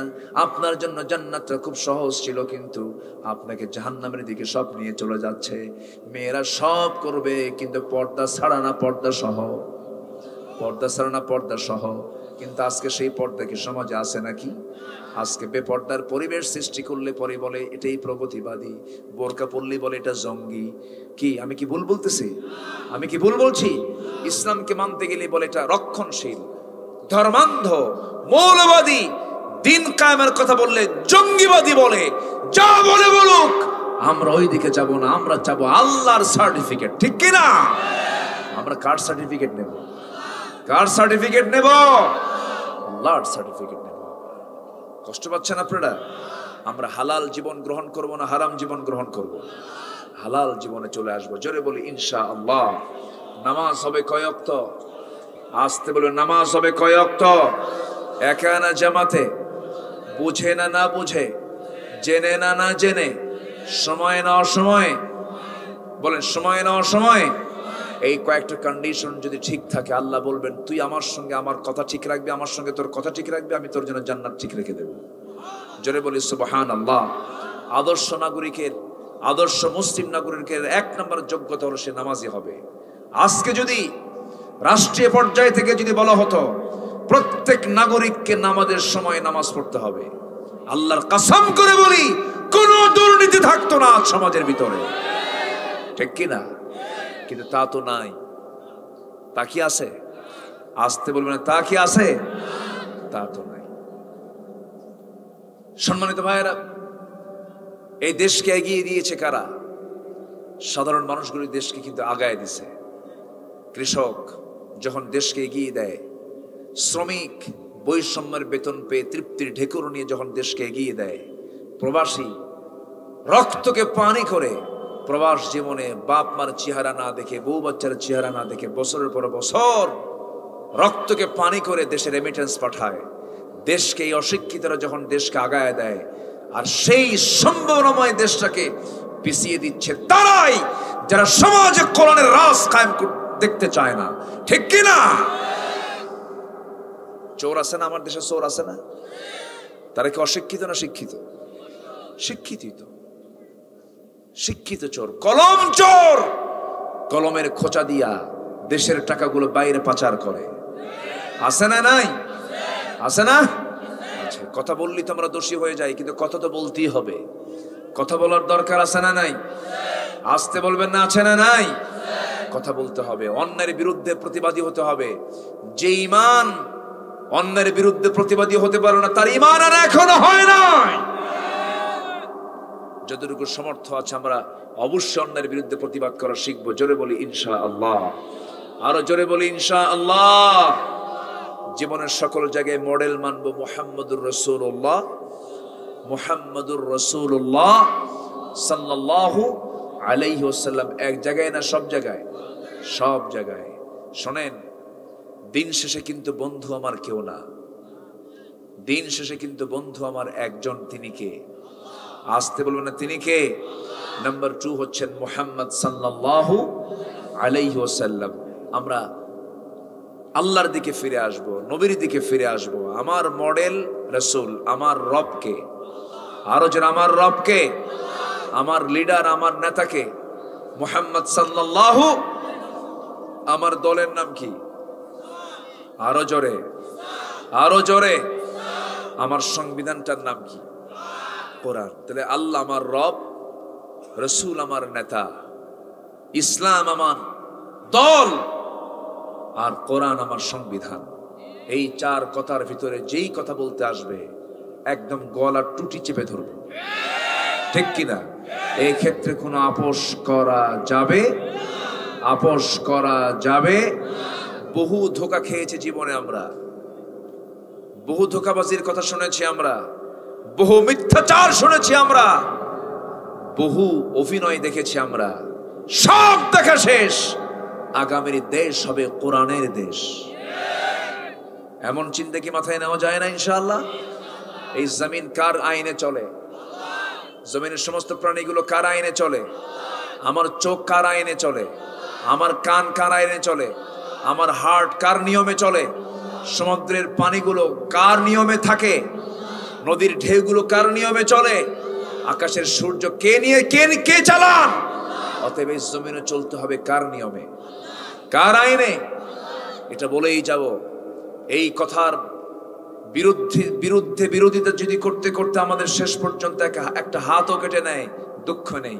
পাও কেটে নেয়, দুঃখে নেই। করে যাও যদি কেটে বের করে নেয়, তাও দুঃখ নাই, ঠিক কিনা? আমরা বলবো কার কথা? আসতে বলবো না, কার কথা? আল্লাহর কথা। বাঁচবো তো কয়দিন, মরি তো যাব আমরা।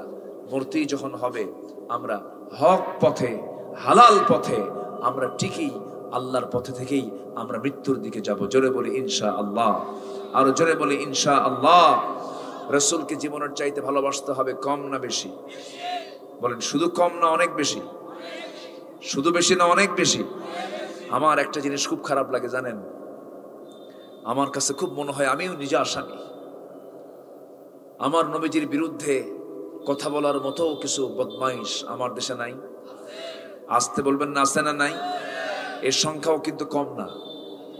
দিন দিন এই সমস্ত বদমাইশগুলো কিন্তু বাড়তেছে। রাসূলকে অনেক বাজে বাজে কথা বলা হয়। যদি এদেশের মুসলমান যদি সত্যিই রাসূলকে জীবনের চাইতে বেশি ভালোবাসতো, এমন দুঃসাহস, এমন ভাবে কথা বলার কেউ সাহস বাংলার জমিনে কেউ পেত না।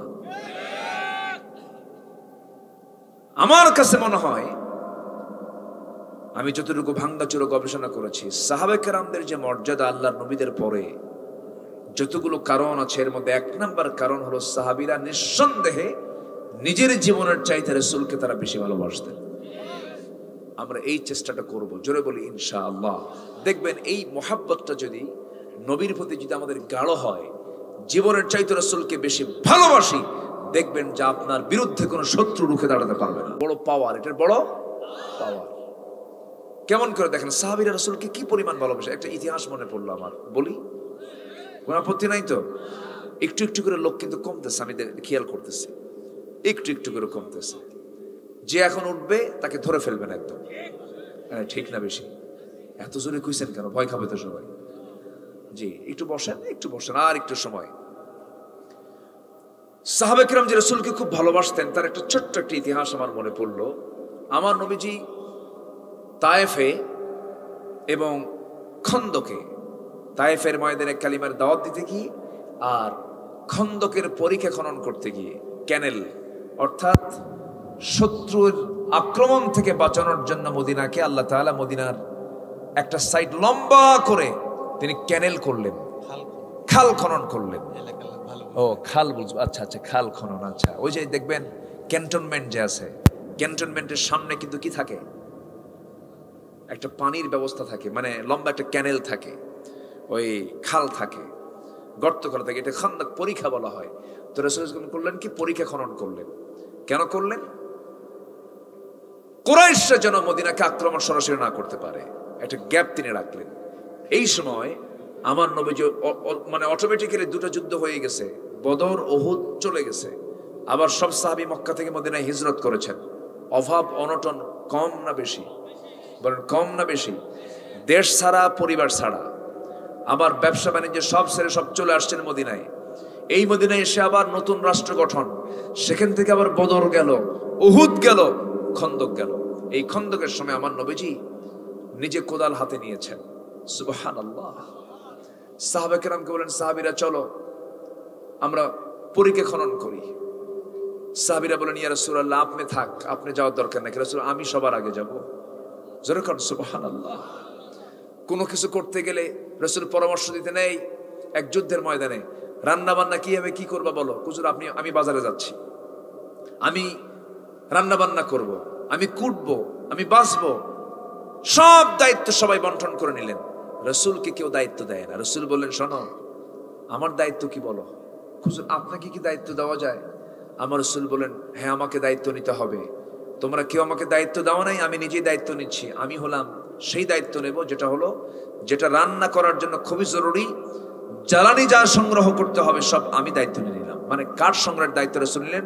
সবচাইতে কঠিন কাজ কি সংগ্রহ করা? খড়ি সংগ্রহ করা, কাঠ সংগ্রহ করা। আমার নবীজি সেই দায়িত্ব নিলেন। আল্লাহু আকবার বলে। আমার নবীজিকে কেউ খেদমত করতে পারতো না, রাসূল নিজে উল্টা খেদমত করতেন। সাইয়েদনা আনাস বলেন, নবীর খাদেম থাকলাম 10 বছর, কিন্তু রাসূল কোনোদিন আমাকে গ্লাস টানতে বলেন নাই, আমাকে জুতা আনতে বলেন নাই। একটা কাজের অর্ডার দিয়েছেন এমন কোন রেকর্ড আমার নবীর জীবনে নাই। আল্লাহু আকবার বলেন। রাসূল কাকে বলে? সেই নবীজি খন্দকের পরীক্ষা খনন করার সময় খাবার নাই তো বুঝতে দেননি কাউকে। আমার এই ইতিহাসটা মনে করলে আমার চোখে পানি চলে আসে। কাউকে বুঝতে দেন নাই, বাড়িতেও খাবার নাই, অভাব অনটন, যুদ্ধ বিধ্বস্ত একটা জনপদ। আমার নবীজি 1 দিন না, 2 দিন না, 3 দিন না, 4 দিন পর্যন্ত না খাওয়া, পেটে চুল পরিমাণ কোনো পানিও যায় না, খাবারও যায় নাই। এদিকে কোদাল মারতে হচ্ছে। কোদাল মারলে কি পানি কম লাগে না বেশি লাগে? বলেন বলেন, বেশি লাগে। এইদিকে তাড়াহুড়ো করে পরীক্ষা খনন করতে হবে। আমার নবীজি কোদাল মারতেছিলেন, 4 দিন না খাওয়া। শেষ পর্যন্ত নবীজি সহ্যই করতে পারলেন না। করলেন কি, পেটে পাথর বেঁধে ফেললেন। কেউ দেখে নাই, কিন্তু একজন সাহাবী টের পেয়েছেন। রাসূলকে তিনি খুব ভালোবাসতেন। একদম কাছাকাছি এসে কানে কানে বলছেন, ইয়া রাসূলুল্লাহ আপনি কাউকে বুঝতে দেন নাই, কিন্তু আমি কিন্তু বুঝে নিয়েছি। কি বুঝেছো বলো? হুজুর আপনার ক্ষুধার যন্ত্রণা সহ্য করতে না পেরে আপনি পেটে পাথর বেঁধেছেন। রাসূল বলেন, তুমি কেমন করে বুঝলে? হুজুর আমি আপনার সব কিছু বুঝি, আমি আপনাকে দারুণ ভালোবাসি। আমার নবীজি বলছেন, ও জাবির তুমি কিছু বলতে চাও নাকি? হুজুর কি বলবো আপনার জন্য? আমি আপনার জন্য তেমন কিছু করতে পারবো না, আমারও তেমন কিছু নাই। তবে আপনি যদি অনুমতি দিতেন আমি আপনাকে আমার বাড়িতে দাওয়াত দিতাম। আপনি কি আমার বাড়িতে যাবেন নাকি? হ্যাঁ যাব। আচ্ছা হুজুর আমি বাড়িতে যাই, দেখে আসি। বউয়ের সঙ্গে পরামর্শ করে বউকে বললেন, বউ আমার একটা ছাগল বাড়িতে ছিল, সেই ছাগলটা জবাই করে ফেলো, রান্না বান্না করো। আমার জীবনের শ্রেষ্ঠ দিন আজকে। আমার বাড়িতে তাশরিফ আনবেন মুহাম্মদ সাল্লাল্লাহু আলাইহি ওয়াসাল্লাম। 6 কেজি ওজনের ছোট্ট ছাগল জবাই করা হলো, কিছু রুটি রান্না বান্না করা হলো। নবীর কাছে চলে গেলেন জাবির, বইয়ের পরামর্শ নিয়া আমার নবীর কানে কানে বলছেন, ইয়া রাসূলুল্লাহ, ইয়া হাবিবাল্লাহ, রান্না বান্না সম্পূর্ণ হয়ে গেছে, কিন্তু বেশি লোক যাওয়া যাবে না, শুধু আপনি যাবেন, সাথে দুই একজন সাহাবীকে নিয়ে যাবেন, সবাই গেলে পরে কারোই খাওয়া হবে না হুজুর। আমার নবীজি মুস্কি মুস্কি হাসি মেরে বললেন, জাবির রে, আমি তেমন লিডার নই যে কর্মী ছাড়া আমি আগে খাবো। সুবহানাল্লাহ বলবেন না? আর আজকের নেতাগুলো আগে খায় না খাওয়ায়? হ্যাঁ, আগে খায় না খাওয়ায়। মারামারি লাগলে নেতা আগে না পরে? হ্যাঁ,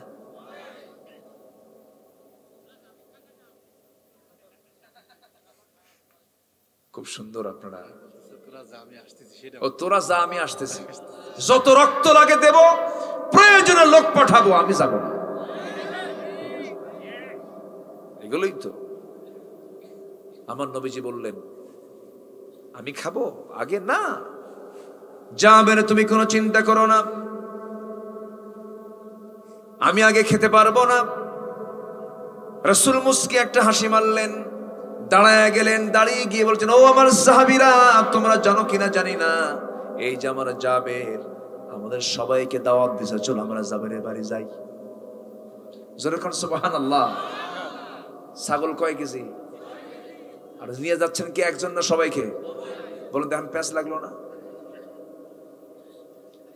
সাইয়েদনা জাবের বললেন, ইয়া রাসূলুল্লাহ, সবাইকে দাওয়াত দিলেন, আমি কেমন করে কি করব? রাসূল বললেন, জাবের চিন্তা করো না, বান্দা যার রিজিকের দায়িত্ব তার। জাবের চলে গেলেন বাড়িতে। বাড়ি থেকে বউকে বলছে, বউ শোনো, কাম তো সারছে, প্যাঁচ লাগছে কেন? ছোট্ট ছাগল, 600 সাহাবী, কি করবো? বউটা মুস্কি হাসি মেরে বলে, স্বামী আমার, আপনি চিন্তা করেন কেন? বান্দা যার রিজিকের দায়িত্ব তার। জোরে বলেন সুবহানাল্লাহ। যার একটা বউ, ভালো বউ আছে, তার আর কি লাগে ভাই? কিছু লাগে? দেখছেন না যে বিয়ে না করে কয় কিছুই লাগে না। যার একটা ভালো বউ আছে, এর চাইতে বড় প্রশান্তি পৃথিবীতে আর নাই। আর যদি হয় কি, সেই লোকের বিদেশে থাকা ভালো, যার বাড়িতে ওই মার্কা বউ আছে। ঠিক আছে না? যার বউটা ভালো, সে বড় ভাগ্যবান মানুষ। আল্লাহ তুমি সবার জীবনে এমনটা জুটাইয়া দিও। জোরে বলি আমিন। বুড়ো চাচা বলতেছে আমিন। আপনার জীবনে তো জুটেই গেছে, আর কি করবেন আপনি? এবার একটু ঝোঁকে কইছি, তাই না? আচ্ছা, আমার নবীজি স্ত্রীদের কাছে খুব সম্মানী ছিলেন এবং রাসূল স্ত্রীদেরকে খুব সম্মান করতেন। আলহামদুলিল্লাহ বলেন, আলহামদুলিল্লাহ বলেন। চিন্তা করেন, বউটা বলতেছে, আপনি চিন্তা করেন কেন? যত সাহাবী আসুক, যত লোকে আসুক না কেন, বান্দাকে আপনার, বান্দা তো আল্লাহর, আল্লাহ ফয়সালা করবেন। আল্লাহু আকবার বলেন। কি বউ দেখেন। কিছু কিছু বাড়ির বউ আছে, মেহমান দেখলেই আছে, এরকম আছে না? আছে কিনা বলেন? চেহারার দিকে তাকানো যায় না, মেহমান দেখলে ওর গা জ্বলে। আছে কিনা? আছে। আবার কিছু কিছু মহিলা আছে, মেহমানকে পেলে নিজে ভুলে যায়, কি খেদমত করব, কি করব। আছে না? একটা কথা মাথায় রাখবেন, মেহমান যার ঘরে বেশি যায়, সেই বাড়ির হাড়ি কখনো ফাঁকা থাকে না। এটা মাথায় রাখবেন, খুব গুরুত্বপূর্ণ কথা। কিন্তু আজকে কিন্তু এগুলোর কিন্তু বিদায় হয়ে যাচ্ছে। যে বাড়িতে মেহমান বেশি যায়, সেই বাড়ির হাড়ি কখনো ফাঁকা থাকবে না, অভাব থাকবে না। আল্লাহর কসম করে বলছি, অভাব থাকবে না। এটা বিশাল ব্যাপার। এটা তালহা নামে এক সাহাবীর বউ, 3 মাস বাজার নাই, স্বামীকে ডাক দিয়ে বলে, 3 মাস বাজার নাই, স্বামী আমার একটু বাজার করে আনেন, আমি আপনার কাছ থেকে কিছু কিছু টাকা জমা করছিলাম, যান বাজার করে আসেন। জোহরের সময় গেছেন, আজান হয়ে গেছে, নামাজে গেছেন, বাজার আর হয়নি। ব্যাগটা ফাঁকা করে নিয়ে আসর মাগরিব রাসূলের পিছনে পড়ে এশা নামাজের সময় আসবেন। রাসূল বললেন, এই তালহা, একা একা যাচ্ছ? আমি সব মেহমানকে সবাইকে ভাগ করে দিছি, একটা মেহমান বাদ পড়ছে, তুমি এই মেহমানকে আজকে তুমি নিয়ে চলে যাও, তোমার বাড়িতে মেহমানদারি করাও। ওদিকে বাজারে কিন্তু নাই, ওদিকে কি নাই? বাজারের ব্যাগ ফাঁকা নিয়ে বউ মেহমানকে সাথে নিয়ে দরজার কাছে গিয়ে ডাকতেছে, বউ আমার স্ত্রী কোথায়? দরজা খোলো, এই যে ব্যাগ বাজার করি নাই, মেহমান নিয়ে আসছে। স্ত্রী বলতেছে আলহামদুলিল্লাহ। চিন্তা করেন, আর আমার আপনার বউ, আমারটাও বললাম, হ্যাঁ কি যেন কইছে মুরব্বী, শলা কই রে, হ্যাঁ এটাই তো। কি সুন্দর করে বলতেছে যে আলহামদুলিল্লাহ। আপনি চিন্তা করেন কেন, মেহমান আসছেন আমার বাড়িতে, আমার দায়িত্ব না, মেহমান তার নিজের রিজিক নিজে নিয়ে চলে আসছে। যেরকম সুবহানাল্লাহ। স্বামী তালহা বলছেন, স্ত্রী এখন কি করা যায় বলো? তিনি বলছেন কোনো চিন্তা করবেন না, মেহমানকে আগে বসায় দেন। এবার বলছেন আমার স্বামী, ওই যে তুষের একটা বস্তা দেখা যায়, তুষের বস্তাটা একটু আমাকে নিচে নামায় দেন। নামায় দেওয়া হলো। তুষ চালনা দিয়ে চালতে চালতে চালতে চালতে মোটে কিছু খুদ বের হলো, জবের খুদ বের হলো। সেই খুদকে পিষদানে দিয়ে পিষে পিষে আটা বানানো হলো, খামির করা হলো। সুন্দর করে দুটো রুটি প্রস্তুত করা হলো। কষ্ট করে দুটো রুটি বানায় দিয়া বউকে লক্ষ্য করে বলছেন, আমার বউকে লক্ষ্য করে বলছেন, বউ আমার শোনো, এই দুইটা রুটি, আর কোন রুটি ঘরের মধ্যে আছে নাকি? না, বানানো হয় না। এই দুইটা রুটি আমাদের সম্বল। ঠিক আছে, দাও আমি নিয়ে যাই। দুইটা রুটিকে সঙ্গে করে নিয়ে চলে যাচ্ছেন মেহমানের ঘরে। বউটা বলতেছে, স্বামী আমার শোনেন, এই দুই রুটি কি মেহমানের সামনে দিয়ে আপনি সামনে বসবেন না, তাড়াহুড়ো করে ওই ঘর থেকে বের হয়ে আসবেন। যদি বসে থাকেন, একটা রুটি আপনারও খেতে হবে, মেহমানের পেটটা ফাঁকা পড়ে থাকবে। এই জন্য আপনি তাড়াতাড়ি দিয়ে চলে আসবেন আমাদের ঘরে। লাইটটা বন্ধ করে আমরা বুঝাবো আমরা খাবার খেয়ে নিয়েছি, কিন্তু তাদের পেটে সেই রাত্রে চুল পরিমাণ কোনো খাবার যায় নাই। ফজর হয়ে গেছে। তালহা রাদিয়াল্লাহু তাআলা মেহমানকে সঙ্গে করে নিয়ে মসজিদে রওনা দিয়েছেন। নবীজি নামাজ পড়ালেন। নামাজ শেষান্তে সবাই বিদায় নিল, কিন্তু পিছন থেকে রাসূল বলছেন, তালহা এইদিকে আসো। সঙ্গে সঙ্গে থরথর করে কাঁপতে কাঁপতে বলছেন, হুজুর বুঝতে পেরেছি ফেরেশতা আপনাকে সংবাদ জানিয়ে দিয়েছে, মেহমানকে আমি সম্মান করতে পারি নাই। রাসূল বলছেন, না রে তালহা, উল্টা বলো কেন? গত রাত্রে তোমরা স্বামী স্ত্রী দুজন মিলে যে মেহমানের খেদমতটা করেছো, আর সে আজিম খুশি হয়ে গেছে। জোরে কোন সুবহানাল্লাহ। এখন ছাগল তো কয় কেজি, আর সাহাবী কয়জন বলেন তো? এখন কি অবস্থা বলেন? শুনবেন, আলোচনা শুনবেন? আগ্রহ আছে এখনো? বলি আলহামদুলিল্লাহ। কিন্তু আমি তো একদম শেষ সময় উঠছি, এই জন্যই তো একটু কষ্ট হচ্ছে। কষ্ট দিচ্ছি কিন্তু আপনাদেরকে আমি। কষ্ট মনে করতেছেন না তো? ফজর নামাজ হবে, ফজর পড়বেন কারা কারা দেখি। আসল খবরটা আগে নেওয়া হোক। ওজুর পানি ঠান্ডা না গরম লাগে কি দেখি, হাত তোলেন না। ফজর পড়বেন কারা কারা? জোরে বলি, ইয়া আল্লাহ, আমাদেরকে ফজর, জোহর, আসর, মাগরিব, ইশা 5 ওয়াক্ত সালাত আদায় করার তৌফিক তুমি আল্লাহ দিয়া দাও। জোরে বলি আমিন। আরো জোরে আমিন, আরো জোরে আমিন। হাত নামান। সম্মানিত ভাইরা, হ্যাঁ না পড়বে ইনশাআল্লাহ? কেন পড়বে না? ইনশাআল্লাহ, ইনশাআল্লাহ কবুল করুন। জোরে বলি আমিন। নামাজের ক্ষেত্রে আমরা কখনো অলসতা দেখাবো না। আল্লাহ তাআলার কাছে বান্দার জন্য সবচেয়ে বড় অপরাধ 1 নাম্বার কি বলেন তো? নামাজ হচ্ছে সবচেয়ে বড় ডিউটি।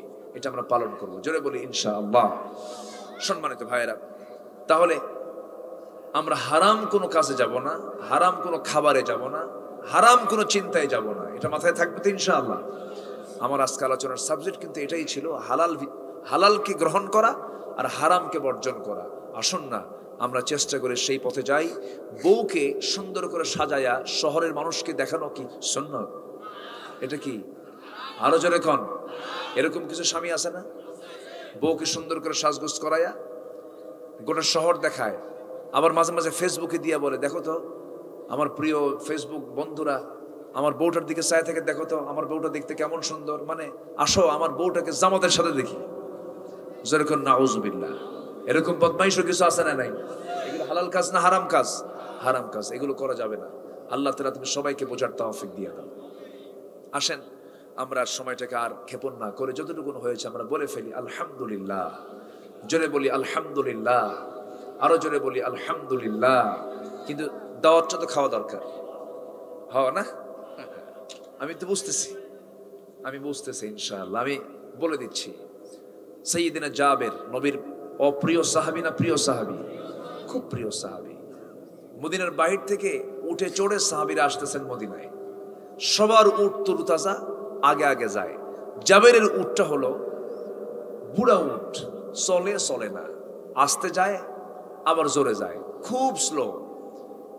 সাইয়্যিদিনা জাবের বলেন, ইয়া রাসূলুল্লাহ, আমার উটটা বুড়া তো, আমার উট তো খুব আস্তে আস্তে যাচ্ছে, সবাই আগে ভাগে চলে যাচ্ছে, আপনি আমার জন্য দোয়া করে দেন। আমার নবী যে লাঠি দিয়ে উটের গায়ে একটা ঘুতা মারলেন, এমন ঘুতা মারলেন, এক ঘুতায় সবাইকে হারায় দিয়া সবার আগে উট চলে গেছে মদিনায় যাবের। সুবহানাল্লাহ। জামাত রাসূল বলেন, জাবের উট তো তাজা হয়ে গেছে, উটটা বেচবা আমার কাছে? চিন্তা করে, তুমি কি আমার কাছে উট বেচবা? সেদিন জাবের বলেন, ইয়া রাসূলুল্লাহ, আপনি যদি নেন আমি বেচবো। কি ঠিক আছে, দাও, আমি কিনে নিচ্ছি। তো তিনি কিনে নিলেন, টাকাটা জাবেরের হাতে দিয়েই বলতেছেন, জাবের তোমার কি মনে হয় তোমার উটটা আমি বিনিময়ে আমি নিয়ে নেব? অসম্ভব, তুমি আমার প্রিয় সাহাবী, টাকাও দিলাম, যাও বুড়া উটও দিয়ে দিলাম। জোরে কোন সুবহানাল্লাহ। রাসূল সবাইকে উদার চিত্তে দেখতেন। জাবের রাদিয়াল্লাহু বাবা ঋণ করে দুনিয়া থেকে বিদায় নিয়েছেন। কি করে? ঋণ করে। ঋণদাতারা বাড়িতে এসে বসে বলতেছে, জাবের তোমার বাবা ঋণগুলো তোমাকে শোধ করতে হবে। দৌড় মেরে রাসূলের কাছে এসে বলতেছে, হুজুর আমার আব্বার ঋণ, এই ঋণগুলো তো আমি শোধ না করলে আমার বাড়িতে সব ঋণদাতা বসে আছে। আমার নবীজি বললেন, তোমার কিছু নেই? কাছে হুজুর। কি? খেজুর বাগান, কামারে নিয়ে চল, আমার নিয়ে চল। আমার নবীজি গেলেন, খেজুর বাগানের সামনে দাঁড়ালেন, একদিক দিয়ে ঢুকলেন আর একদিক দিয়ে বের হলেন। এত পরিমাণ খেজুর ধরলো, ওই খেজুরগুলো বিক্রি করে জাবেরের সমস্ত বাবার ঋণগুলো শোধ করলেন। আরো কিছু খেজুর বাগানে রয়ে গেছে। এগুলো আমার নবীর মুআজিজা ছিল। নবীজি এই সমস্ত সাহাবে কেরামকে সবগুলোকে নিয়ে চলে গেলেন জাবিরের বাড়িতে। রান্না বান্না সম্পূর্ণ হয়ে গেছে, 6 কেজি ওজনের ছাগল। আমার নবীজি বললেন, ও জাবির, বাইরে আসো, তোমার বউকে আমার সালাম জানিয়ে বলো, তোমার বউটা যেন যে হাড়িতে রান্না বান্না করেছে সে হাড়ির ঢাকনা যেন না তোলে, যেই পাত্রে রুটি রেখেছে পাত্রের উপরে যে ঢাকনা আছে সেই ঢাকনা যেন না উঠায়। আজকে বন্টনের দায়িত্ব আমি কাউকে দেব না, আমি রাসূল নিজে নিজ হাতে সমস্ত সাহাবীদেরকে আমি নিজ হাতে খাওয়ায় দেব, বন্টন করে দেব। নবীজি চার দিনের না খাওয়া আমার রাসূল সাহাবায়ে কেরামকে নিয়ে এবার তিনি হাড়ির কাছে গেছেন। রাসূল হয়ে গেছেন বন্টনকারী। রাসূল হয়ে গেছেন কি? বন্টনকারী। বাবুর্চি বলে না, বাবুর্চি। আমার নবীজি কোমরে কাপড় বেঁধে ফেলেছেন, নিজ হাতে শত শত সাহাবীর খাবারগুলো নিজে হাতে বন্টন করতেছিলেন। আগে তিনি খেলেন না, সবার হাতে হাতে ছাগলের গোশত দিলেন, রুটিও দিলেন। 600 সাহাবী তৃপ্তি ভরে সেই খাবারগুলো খেলো। কিন্তু জাবেরের বাড়ির ছাগলের হাড়ি থেকে চুল পরিমাণ ছাগলের গোশত কমে নাই। যেরকম সুবহানাল্লাহ। ইন্নাল্লাহা ইয়ারযুকু মান ইয়াশাউ বিগাইরি হিসাব। আল্লাহ যাকে দেন তাকে বেগাইরি হিসাব দেন, সীমাহীন সম্পদ, হিসাব ছাড়া সম্পদ দিয়ে দেন, রিজিক দিয়ে দেন। রিজিকের জন্য চেষ্টা করলেই যে রিজিক আসবে তা কিন্তু নয়, শক্তিশালী হলেই যে রিজিক পাওয়া যায় তা কিন্তু নয়। সিংহ বড্ড শক্তিশালী, বনের রাজা না খেয়েও থাকে, শিকার করতে পারে না। আবার দেখবেন বাবুই পাখি, তার জীবনযাত্রাটা কত সুন্দর, উন্নত মানের জীবনযাত্রা। সে কি বিমান ছাড়া চলে নাকি? বাবুই পাখি বিমান ছাড়া চলে? আমি আপনি বাবুই পাখি কি নিয়ে চলে বলেন? বিমান নিয়ে চলে, তাই না? কি তার লাইফ স্টাইল? সে কি কোনোদিন না খেয়ে থাকে নাকি? না খেয়ে থাকে না। বুদ্ধি থাকলে রিজিক হয় না। দেখবেন গ্রামের ভিতরে বহু বুদ্ধিজীবী আছে, এত বুদ্ধির খেলায় মাথা গিজ গিজ করে কিন্তু ভাত পায় না। আছে না নাই? আবার দেখবেন বোকা শোকা মানুষ, তেমন কিছু বোঝে না, রিজিকের কোনো অভাব নাই। বলেন আলহামদুলিল্লাহ। রিজিক চাইবো আমরা কার কাছে? আল্লাহর কাছে। কিন্তু হালাল রিজিক না হারাম রিজিক? সুদ না যাকাত? বলেন সুদ না যাকাত? সুদের পক্ষে যাব না যাকাতের পক্ষে যাব? জিনার পক্ষে যাব না বিয়ের পক্ষে যাব? বৈধ পথে না অবৈধ পথে? বৈধ পথে। আল্লাহ তাআলা তুমি সবাইকে কবুল করো। জোরে বলি আল্লাহুম্মা আমিন।